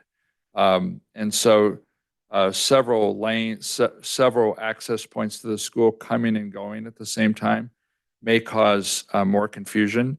something that's emergency, is certainly, makes sense in terms of a point to get out or to get in the case of, that peak traffic morning and afternoon. But, we're willing to explore, anything that's for the good of the community. We do know that we cannot go to Councilman Nielsen's point. If we could get something to float to Beacon Light to the north, or Floating Feather to the south, we would, but the neighborhoods, the way those are designed, do not allow us access to those neighborhoods because there's houses in the way. And so they are self-contained units, and they prohibit us from any kind of access as they are designed. I think it's important to also keep in mind not just emergency access, but maybe bus only, because that perhaps wouldn't have the same sort of chaotic effect as another public road. It's something just buses could access. And then I think it's really important that you go back and make good on the promise made 9 years ago that every student would be bused to Star Middle School. Mayor Chadwick, honorable council members, and Councilman Nielsen, I did want to speak to that point. We offer busing to every student that is not within a walkable neighborhood within a mile and a half of every school in our district as required by state law. We cannot force anybody to ride a school bus. I understand that, but you also need to understand that Star Middle was not built as a walkable school on purpose. That was a decision the district made, and that was part of the public hearing held in this room. So that at that time, there was no subdivisions and stuff that were around that. None of them were. So it was kind of out in the country, and that's why it was created busable school. And that was a concern that we had, was the lack of sidewalks and stuff like that at that time. And it's still the only sidewalk is the one we built. Mayor Chadwick. Councilwoman. So I'm going to go way out there. And so, thinking of other alternatives, like Pollard is a mess. And without, we have, thank you for everyone that was here tonight talking about your own personal experiences, because it's going to take a lot of voices to have, we are talking to them all the time about our failing roads, and, they're not being fixed. And so, I guess I know that I don't see like a quick short-term fix to, if we are to build this school here, and it's going to be a while before they can improve the roads. And so we have another school site here. So I'm just going to ask, was that site considered for an elementary school? And I know I don't want to, I'll just ask that question, because was the other school site considered, or is there another place that maybe it would make more sense? Mayor Chadwick and Councilman Salmonson. We own a property in Star, Idaho that is not large enough for an elementary school. Our next consideration for an elementary school, we do own a site in Eagle, east of Highway 16. And so that would be our next choice to address overcrowding in this area. So I thought we had something off of, is it Beacon Light? That's what he's talking about. It's not big enough for a school. Oh, and that's not big enough for a school. Okay. All right. And I know that we desperately need an elementary school. We need a high school too. And so I appreciate that we tried to have the levy and it didn't pass. And so this was another way to get the school funded. And I really appreciate, this, hopefully, we can work something out here, but I don't know. Like I was not on council when the middle school was built, but I do live around the area, and I was shocked when my kids started going there. That it's like, how did this plan happen? You know, with no, you know, there's no way for a kid around the corner to walk to school on Pollard Lane. And so that was one of the reasons why we put in the safe route along Floating Feather was, yeah, I don't know. So I have spoken about this overall school site. It was in a state of the city, a couple of them. And Sean's going to try to pull it up if he can get it to pull up. It's on my State of the City from 2021 that you can go down to my PowerPoint and look at it. That Pollard Lane there's two other entrances into, three other entrances into that site to the north that they had on their master plan. And they were with roundabouts. So you could plug your ears on the roundabouts. He doesn't like roundabouts. Roundabouts work. You drive my oversized vehicle through the roundabout. It's crazy. Yeah. But it also shows three different entrances into that school property site going up Pollard Road at some point in the future with the high school and the CTE school going in. So, Well, it's shocking to me that. and this, and just real quick, sorry. So when this master plan was done, it's always showed the elementary school with the middle school with a singular access in there. So just so you're aware. But I don't know, like, and nobody, you know, I don't know if you realize how many parents were going to take their kids to school. And, you know, like the line for middle school, it's all the way down. You know, people are waiting at the roundabouts to get to the front of the middle school. And Busing is not provided. yeah, That's well, busing is provided. Busing is Busing is provided. provided. People choose not to use the busing. People aren't using it. And we didn't have a way for them to walk. Now it's a little bit better. I haven't been there, you know, since the pathways opened up. So I don't know if the traffic is the same or if it has lessened a bit during the rush, you know, that rush time. But I mean, to add more to it, like, is a lot. Okay, Yeah, so we talked about stoplights and stuff, Yeah. right? yeah. In reality, it's a stoplight issue on the corners that we're talking about getting vehicles in and out that are not stopped and backed up, on top of widening the road, right? We have to work with ACHD to get the widening, but you can condition it with the stoplights at the corners with ACHD to open that up. When traffic stops, because the cars are going east-west, you're not getting traffic out on north-south on Pollard. A traffic light at Floating Feather and Star Road might solve this whole problem. Floating Feather and Pollard? Floating Feather and Pollard, sorry, without a roundabout. If you get the traffic light in now, you won't have a roundabout. I'm okay with that. Listen, Yeah, I'm just going to put this out here. What happens if ACHD comes back and says, you know, yeah, we approve it as is, you know, and This is where it takes us and the citizens and the school district to be the squeaky wheel to allow it to happen.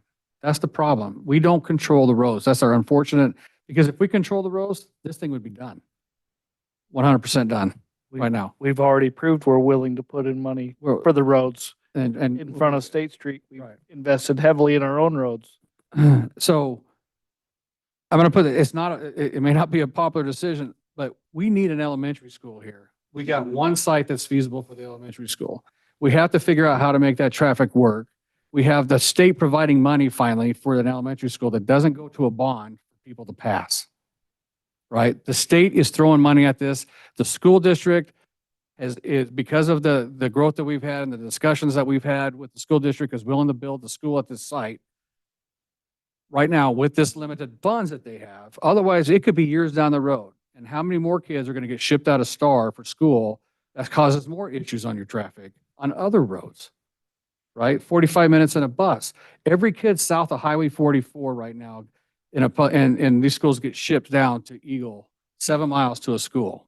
or in a car. We just have to figure out how to flow the traffic and make sure it's safe so we don't have issues like was discussed right here about her poor brother right there having issues, right?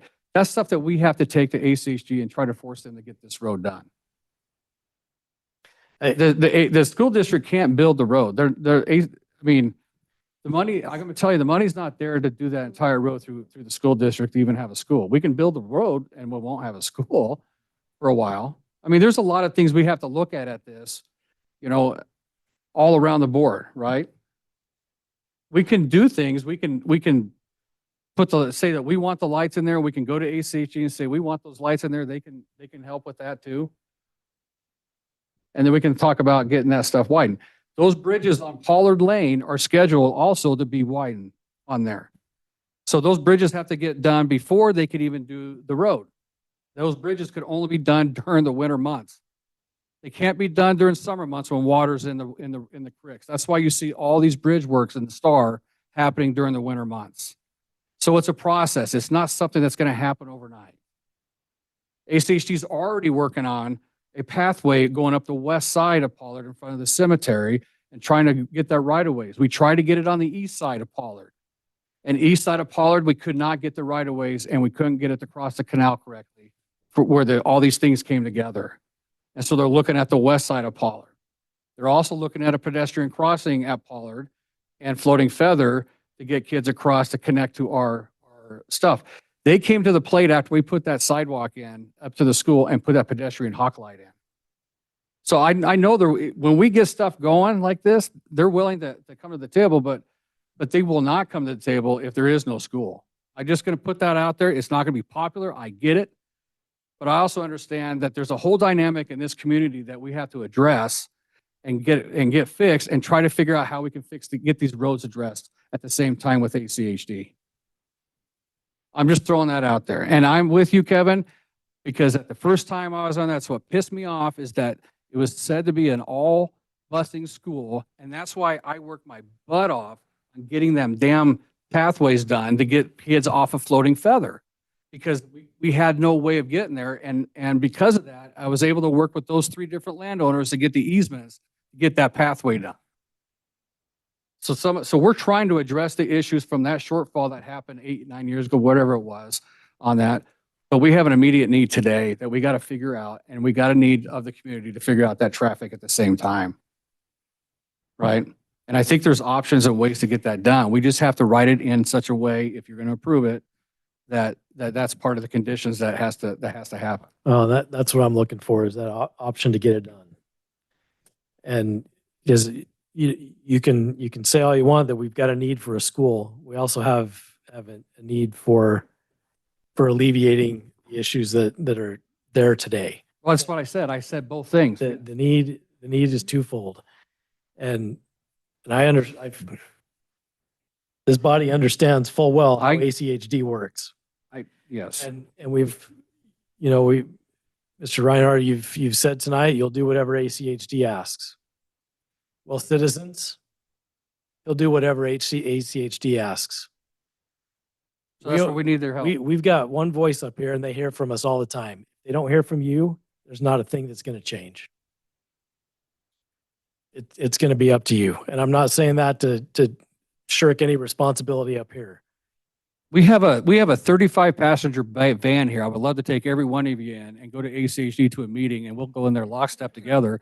Mr. Mayor, We'll push it. Let's do it. Have them meet at the school at 9 a.m. with us. Well, let me just tell you, I have done that purposely with ACHD and with ITD during the high traffic areas when we're having issues and make them come out. And then they'll tell me, well, I'm sorry I'm late. Well, yeah, because you have no idea, right? You don't have boots on the ground. And I've pushed them to have boots on the ground. Come out here and look at this. Quit looking at a stinking map and plats and come out and see this stuff. And they're doing that right now, right? I have meetings now with our ACHD commissioner every month. And she'll help push some of this stuff through if we can get it done, if we can get the community involved to help. This is going to take all of us to get this done through this organization. Mr. Mayor, some of the traffic count, the problem is the numbers are nice because they're spreading it out over a 24-hour period. They're not putting it all in a block window of 2 hours for everything to happen. They've got a 24-hour window and the count's low enough that it doesn't matter. until you're gridlocked for the 2 hours that you're sitting there. Right. So anyway, Can- that was can my we- soapbox. Can we put something in that says like either it's a stop sign at floating, four-way stop at Floating Feather and Pollard, or a stop light? I mean, is that something that we can do that? Well, Or is that AC, or do we have to? ACHD ultimately makes the decision, but we put it in the development agreement. And we Mr. get Mayor? everybody involved to go get it, make it happen. What you can say is you want a secondary access going north, like we were just talking about on that one parking lot to come in and out, right? For traffic flow, to get them on the Pollard. Then we're gonna have to fight and push on the Pollard side on getting that improved. So I will tell you, they will do nothing right now about escalating that without that other school in there. I hate to say that, but that's just the reality of how they work, and it frustrates me to no end. Right? I'm trying to get them, so the public's aware, we pay impact fees, and they've collected so many stinking impact fees from the residents of Star and utilize them in downtown Boise and bike lanes and pathways.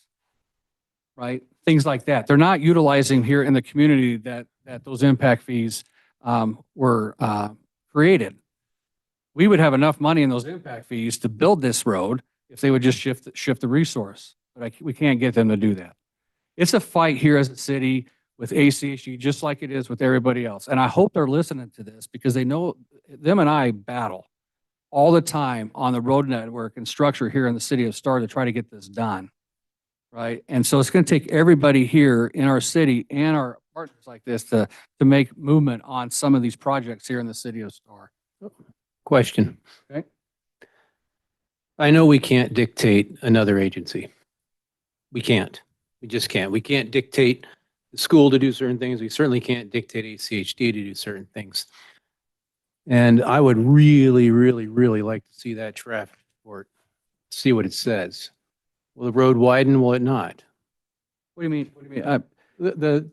They said they have a traffic study that's going. The traffic study. Yeah, it should be done in March.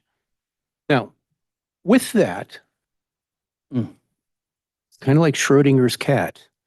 I don't know if the road's going to widen or not, and I don't want to bet on a widened road that doesn't widen. I don't want to deny it if a road will. So, don't know till I get it. Could we, if we pass it, have the absolute necessity of adding a secondary access or egress, both?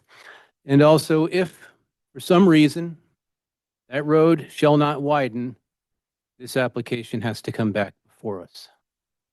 Well, but I mean, when are you going to widen it? Widen it by when? I mean, can you do that, Chris? What are you saying? Let me ask Chris. I'm not dictating anybody. No, but that's a good question. That's an interesting question. Sorry, I got distracted by Schrodinger's cat. I know, it's a paradox. You can certainly put certain conditions on the development. I mean, I think that to Councilman Hershey's comment, I think rather than put conditions on tonight, it might make more sense to table until you can see the traffic study and have more knowledge instead of just guessing what it might look like. You can certainly condition a secondary access. As you look at this master plan and whether or not that's still feasible or not, because it's old. There's potentially, I think, a number of ways that you could get something built to the north that wouldn't necessarily even interfere with the future development. They'd either build over the top of it or include it, incorporate it, where those other structures and things go in. So those things I think you can do. As you know, I'm never in favor of conditioning any applicant on somebody else's, whether it's a landowner, just a regular landowner and other agencies or something, that they have to say yes to something before you can move forward. That's, I think typically an unfair burden to place on an applicant that they have to get, somebody else that's not involved in the process today to, agree to one thing or another. Particularly the highway district where they may have other ideas, whether it's stop signs or lights or whatever. I do think you could say, if the, transportation isn't resolved at all, then, there has to be some solution before, you can put a shovel in the ground. You know, and then there's an obligation on the district to try to figure out what that solution is, which could be any number of things. But if they don't have any solutions, then, you know, you'd be saying, well, we're not going to move forward till you come back with a solution of something that would come back to the city, and the council could say, yeah, that's good enough. I mean, it's a little hard for an applicant. They're kind of guessing. You know, they could come back lots of times with different solutions. And the city says, we don't like that yet. Go try again. That's not a good place for an applicant to be, but anyway, there is, I think as a council, you do have some flexibility. It's not as simple as just saying, you know, you can't build until you get a street light in, or, you know, stoplights, or until the road widens, because if ACHD says no, then the project's, you know, just dead.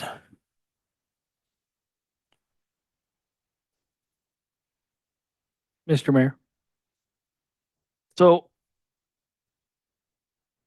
if we condition it to have a pathway for a second egress on the north end of that, or yeah, the north end of that property with buses only, or whatever that looks like, and you put a light at Floating Feather and Pollard, with or without the road being widened, traffic's going to flow better with the light than it does with stop signs. That's to me, it's not about widening the road. If that's going to be the fight, that'd be great to have it wider. But if traffic's going to flow with a light the other way, there's a light on Beacon Light and 16 that controls and creates a break up on the north Beacon Light and Pollard intersection. So I don't know that a light is going to change much there. Down at the other end, it's unlighted. There's no brakes. It'll open up the flow of traffic. If we could just get a light there, I don't know what that looks like, and if our funds we created have any ability to help us do that, or if we can incentivize ACHD by offering some sum of money to Yeah, the proportionate share dangle a funds, carrot. the proportionate share funds can only be used on state highways. So that went fight for that spot.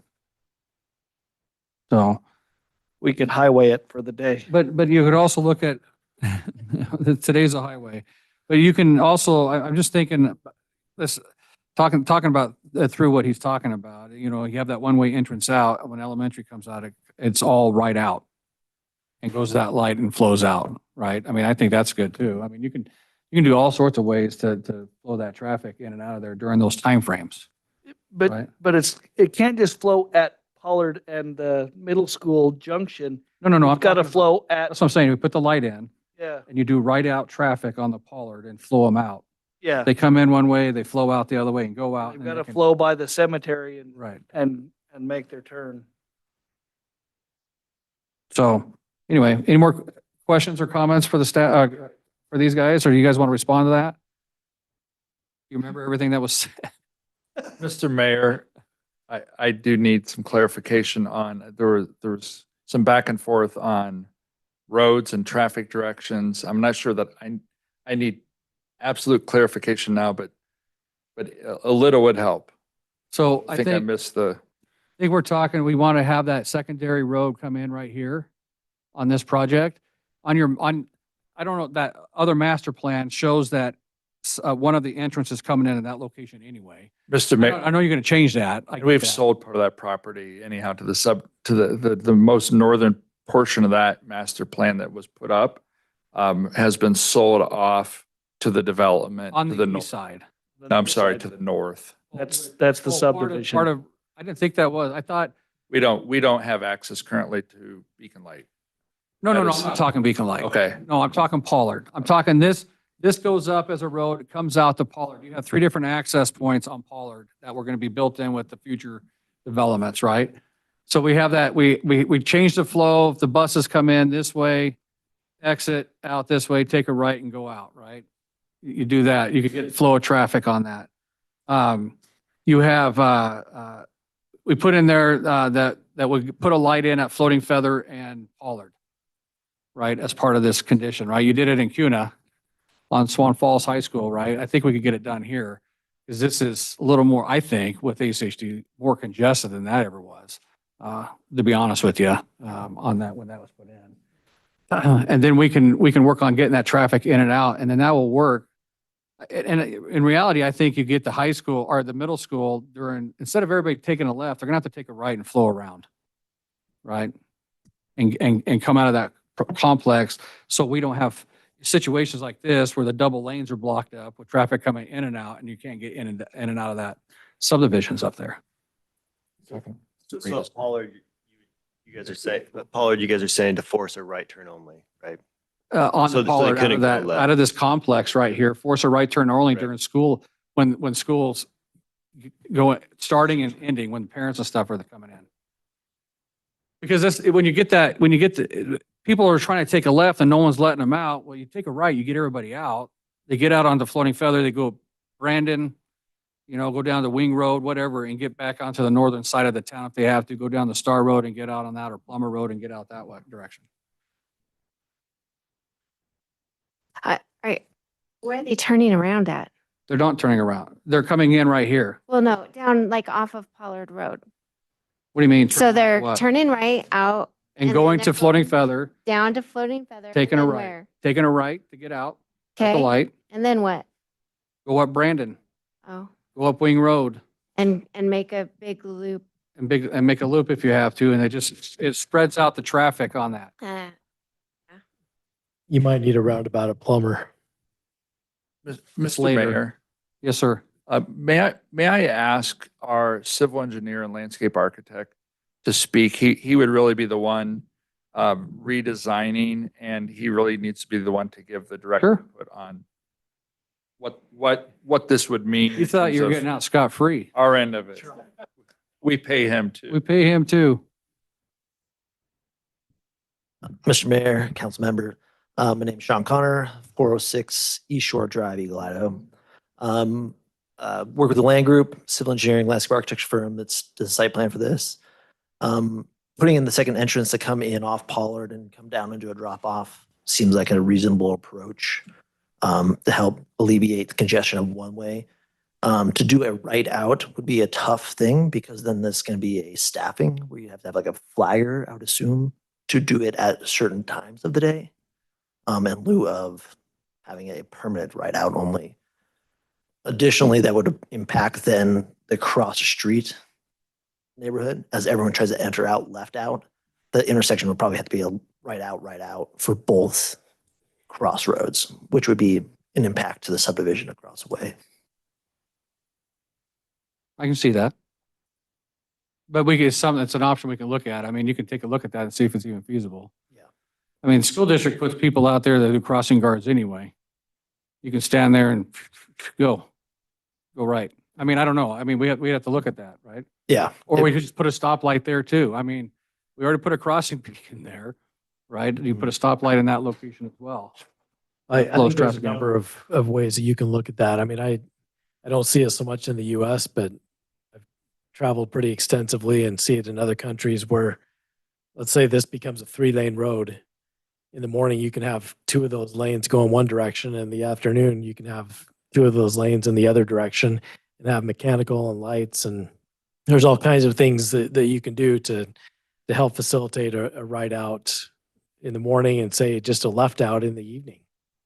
So let's get creative. This is going to take not a standard traffic solution. Yeah, it's gonna be unique, I think, in that. But I think we do put in there as a condition that we put the light at Pollard and Floating Feather, and that you at least have this coming in like this right here as a secondary access, because you can do that. Mr. Mayor, council members, I agree. The second entrance in seems feasible from ACHD. Mandating the ACHD puts in a light, we cannot do that. No, I get that, but we can put the pressure on ACHD, put that in condition that we have to have the light.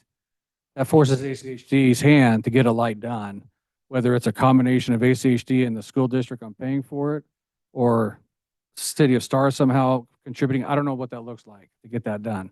And it'd be a 3-way light. It's only a stop sign's not going to be very effective. The stop sign's going to stop traffic and you're just going to go one at a time on that, right? And if people remember, it used to be, you didn't have to stop at the stop sign. You could just go right off of that stop sign for quite a while until it became an issue. And they took away that three-way stop. Mayor Chadwick. Yes, sir. You know, I think it's really important to really keep central that the job of this body, number one, is health, safety, and welfare of the city of Star. And under those conditions, for those reasons, we can't allow an unsafe situation to become even more unsafe. And so, you know, state law requires us, if we deny an application, that we provide the path forward. If we take a vote tonight and deny it, then we are required to say, but, you know, if you solve these things, then it can become approved. Let's not take the path. I don't want to take the path of denial and have to give you those ways forward. What I want is for you to come with the ways forward so that we can move together on this. We have to find a way to improve the safety. For me, it can't be, well, we need a school real bad, and if ACHD doesn't play ball, then, well, I guess we get the school, but we have a double unsafe. You know, that can't be the default out of the logic loop that, oh, sorry, ACHD didn't quite work out, so now we get the school and twice as bad traffic. No, it's got to work. We need the school and we need the traffic solved. I'm going to ask a question then. I'm going to ask you, I want your engineer back. You don't get out of this too fast. You're like my engineers. Try to run. Can you come back with can you go back to the other plan? Come back with a design that shows this row coming out this way to Pollard, and speak with ACHD about a light at Pollard and Floating Feather in 2 weeks. I would like to say yes, then we can get ACHD to respond that quickly. I can't Well, see that, but yes. Yeah, they will, because I'll put pressure on myself at the director's level if I have to get that answer. Yeah. Because I think it's important for us as a city to get this resolved now for everybody, you know, and if we can get that light in there, I think that helps all the neighbors that are in that area be able to flow with that traffic there. But we got to have that secondary access. I think that's important more than anything. Mayor Chadwick. Oh, Go ahead. You want him to go? Go ahead, sir.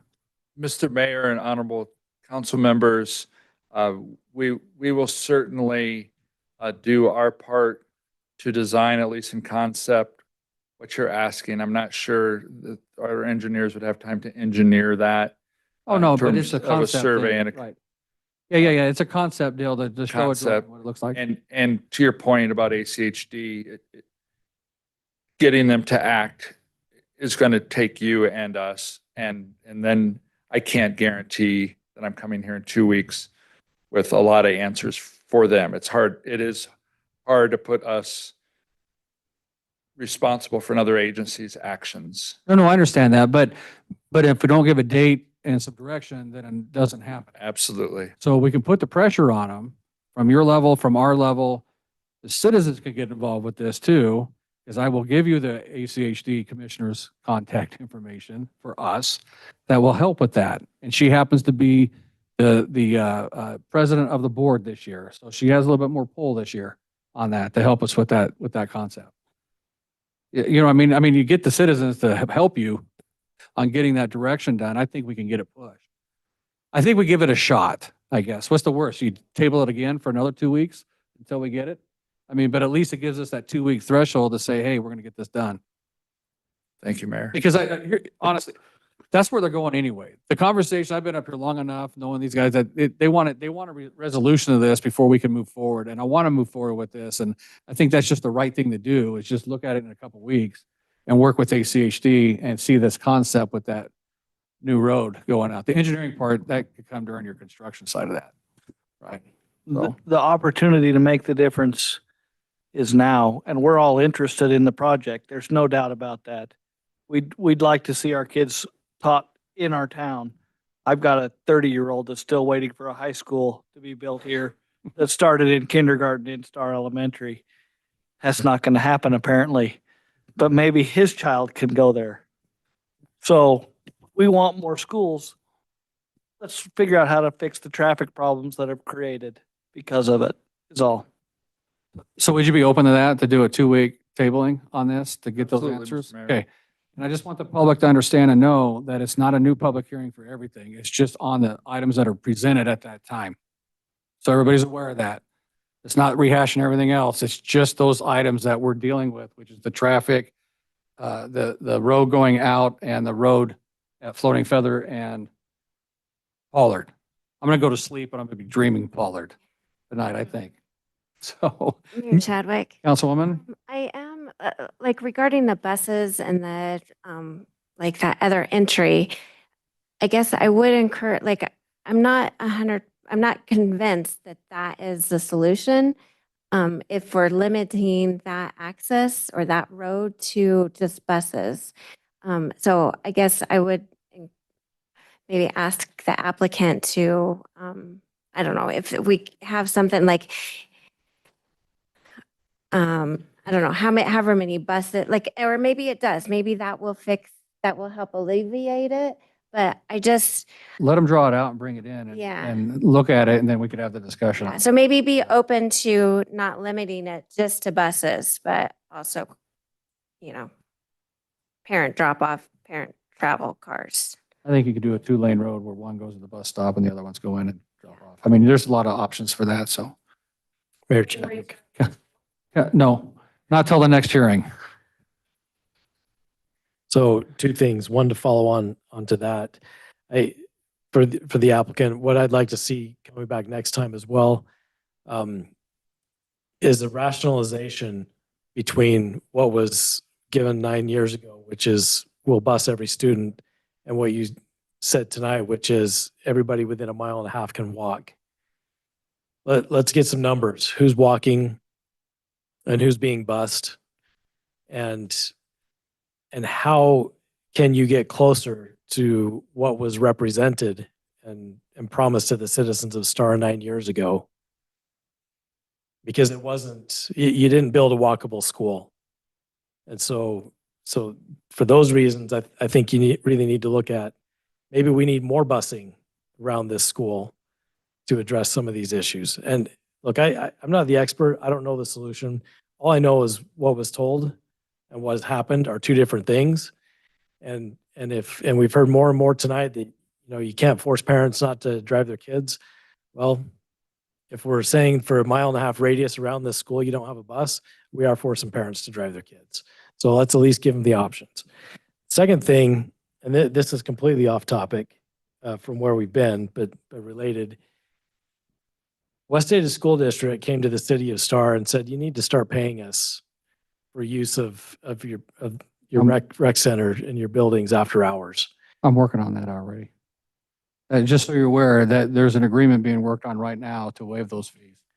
Well, that's great, but I don't know how many people know that and are aware of the double taxation issue that presents. And if that's something that we need to get on the record here tonight and talk about and make part of whatever we work out here, I want to do that. Okay, then do it. I mean, we got to have, because if we table it, we're only tabling for those 2 items. So you Well, need to have them it come depends up if you and talk close the public hearing or not. Huh? It depends if you close the hearing or not.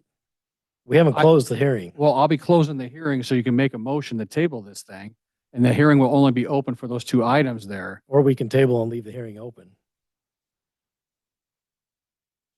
Do you want to answer the question right now? Do you want to talk about that with them and so they can have some direction of? No, I want to defer to you because you've got something going on. Okay, so I will tell you that this issue came up last September, just so you guys are aware. And the school district we've been utilizing the schools for our programming here, right? And the school district came back and told us it was going to cost us 30 grand to utilize the facilities that we were going to use. And we're like, what are you talking about? Right? Because we waived the fees, just so everybody was aware, we waived the fees for the school district on building fees because it's ridiculous, the double taxation thing, right? That we charge fees for other taxes and stuff that are in there. They've agreed to work on this agreement with us on that we're not going to be charged these fees to utilize their facilities. So that's That's in the works right now. Dr. Bub and them are working on that option for us, so we can get that in front of the council to approve. So it is in the works because that's a concern that we've had for a while. We haven't paid anything forever, right? But that came up last September, so. Mr. Mayor, I can address it. Mr. Mayor, honorable council members, I can't address that. I'm directly involved with that. That is correct. We simply ask our municipal partners to have a shared use agreement that essentially says that it's a legal document that we've signed with Eagle, Boise, Meridian, CUNA to say we can use each other's facilities for free. But it's simply a signed agreement, and we're simply approaching for that. Thank you. Cool. Anything else? Do I need to close it and make a motion? I mean, now I'm all confused here now. I gotta ask legal. Or do we leave it open and make a motion to table it? Because if we leave it open, it means everything's open, right? Normally, yes, if you don't do anything, I mean, you can still do the motion to table, but if that's it, then everything stays open. Typically, what would happen is that when an applicant is asked to bring back more information, that the next public hearing is focused just on that information. It's not a rehab. bring everybody else back in and have a whole new presentation and a whole new conversation about everything that was discussed tonight. You can do that if that's what you want. But typically it's limited to the new information that's brought in at that specific hearing. Okay. So do you want me to close it? I'm asking advice. Except for these items. Except for the items that you've asked them to come back with, yes. Okay. All right. You guys have any more questions or anything before I do that? Let's make sure we've got the list of items. It's clear. Yes, I agree with the approach, but Yeah. so the items are, So the items are, they're going to come back with a new drawing to show that egress road or that new road going to the north, right, to get in and out, the north access, and kind of look at it from the aspect of not just buses, like what Miss Jennifer just said, right?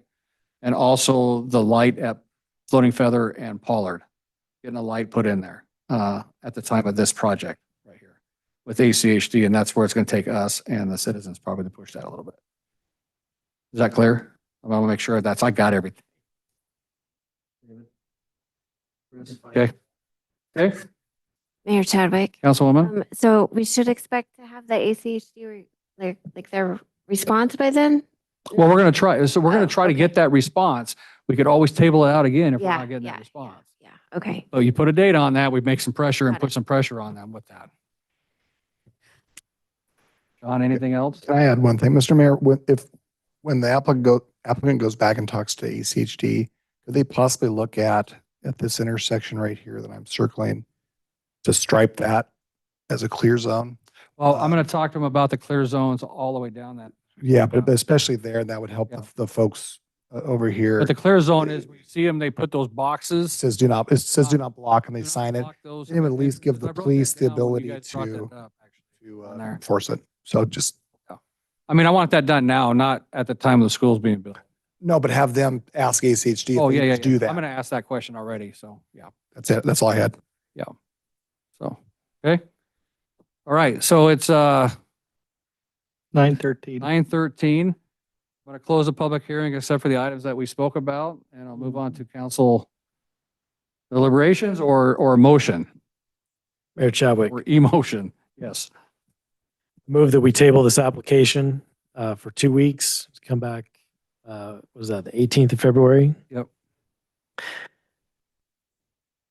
And direct the applicant, staff, and whomever else to work with ACHD, work on plans for improved traffic flow and plans for a light at Floating Feather and Pollard. Okay. We have a motion. Do we have a second? Second that. We got a motion by Councilman Nielsen and a second by Councilman Wheelock. Any further discussion? It's been a good one. Okay, hearing none, roll call. Hershey. Aye. Wheelock. Aye. Solomon. Aye. Nielsen. Aye. All right, that motion carries. Thank you. We'll see you in 2 weeks then. Just if you'd like us now. Don't come during bad traffic. That's right. Hey, we're going to move on to item 7. The action item for the playground equipment replacement at Blake Park. You want to pull that up for me, Sean? Yes, give me just a second. No, you sat here all night. You have to listen to this one too.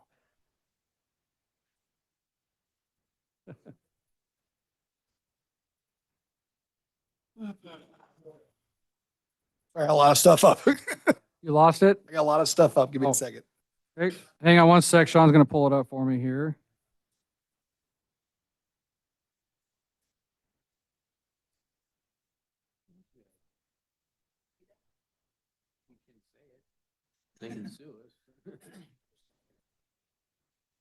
All right. Is this what you're wanting? Okay. All right, we're going to move on to this action item. At Blake Park, our playground is breaking. It's cracked and it can't be replaced. Parts cannot be replaced on this thing. We've tried. We even tried to modify it with something else and it's not safe. So we have to replace this playground. So this playground is available right now. It's $173,000. I'm asking for your authorization to approve that. It'll come out of general funds. We cannot use park impact fees on replacement playground equipment. I found out, so it'll come out of general funds for this. Yeah, entertain a motion or questions or what? Is this only replacement or is it also an expansion? It's just a replacement. Yeah, there's no expansion to it. I actually think that's a good price. That's good. I've seen a lot of our playground stuff that's way higher than that. The swing set and everything stays. It's just that center column thing and all that right there that's coming out because they can't replace those pieces. So if we're keeping the swing set, is it an expansion? Can we No. call it an? No, we're replacing what's there. That's a nice try. I just want to make sure we're above approach on that whole thing right there. Any questions? Motions? So Mayor Chadwick, so Councilwoman? it does look like it's pretty much about the same size footprint as what's there now. Yeah, and it's, yeah. So, yep, got it. Okay. Okay, so, And I've had parents actually asking about this because we can't use some of that. Some of it's broken. We've closed it off. So it doesn't work. Let's replace it. Okay. Make a motion. Yes. Mayor, just before we get to a motion, can you help me understand the acquisition process? Was this one of This those is it's the same company that's on that, on the pre-approved? yeah, the list? Okay. pre-approved vendor list, for the playgrounds. Thank you. Yes, that we've used Sourcewell? before. Sourcewell. Yes, thank you. Yeah. Sourcewell. We get that in the record. Thank you. Okay, any questions, comments, concerns? Can we make a motion? great. Yep, I'll make a motion. Mr. Mayor, I make a motion that we approve this new playground non-expansion at the price listed of $173 and $7.94. Okay, we got a motion. We have a second. Second, Okay, we got a motion by Councilman Hershey, a second by Councilwoman Solomon. Any further discussion? Hearing none, roll call. Hershey, Aye. Wheelock, Aye. Solomon, Nielsen. Aye. Awesome. That motion carries. We'll get this going. You'll see that work starting pretty quick because they have it in stock and available right now. We are, Mr. Mayor, yes, can I ask the council about the workshop next month? yeah, you can, or we can do it offline after. Either way. Yeah, we'll do it right after. It's not on my thing for any other. Gotcha. So it's 9:18 and this city council meeting is adjourned.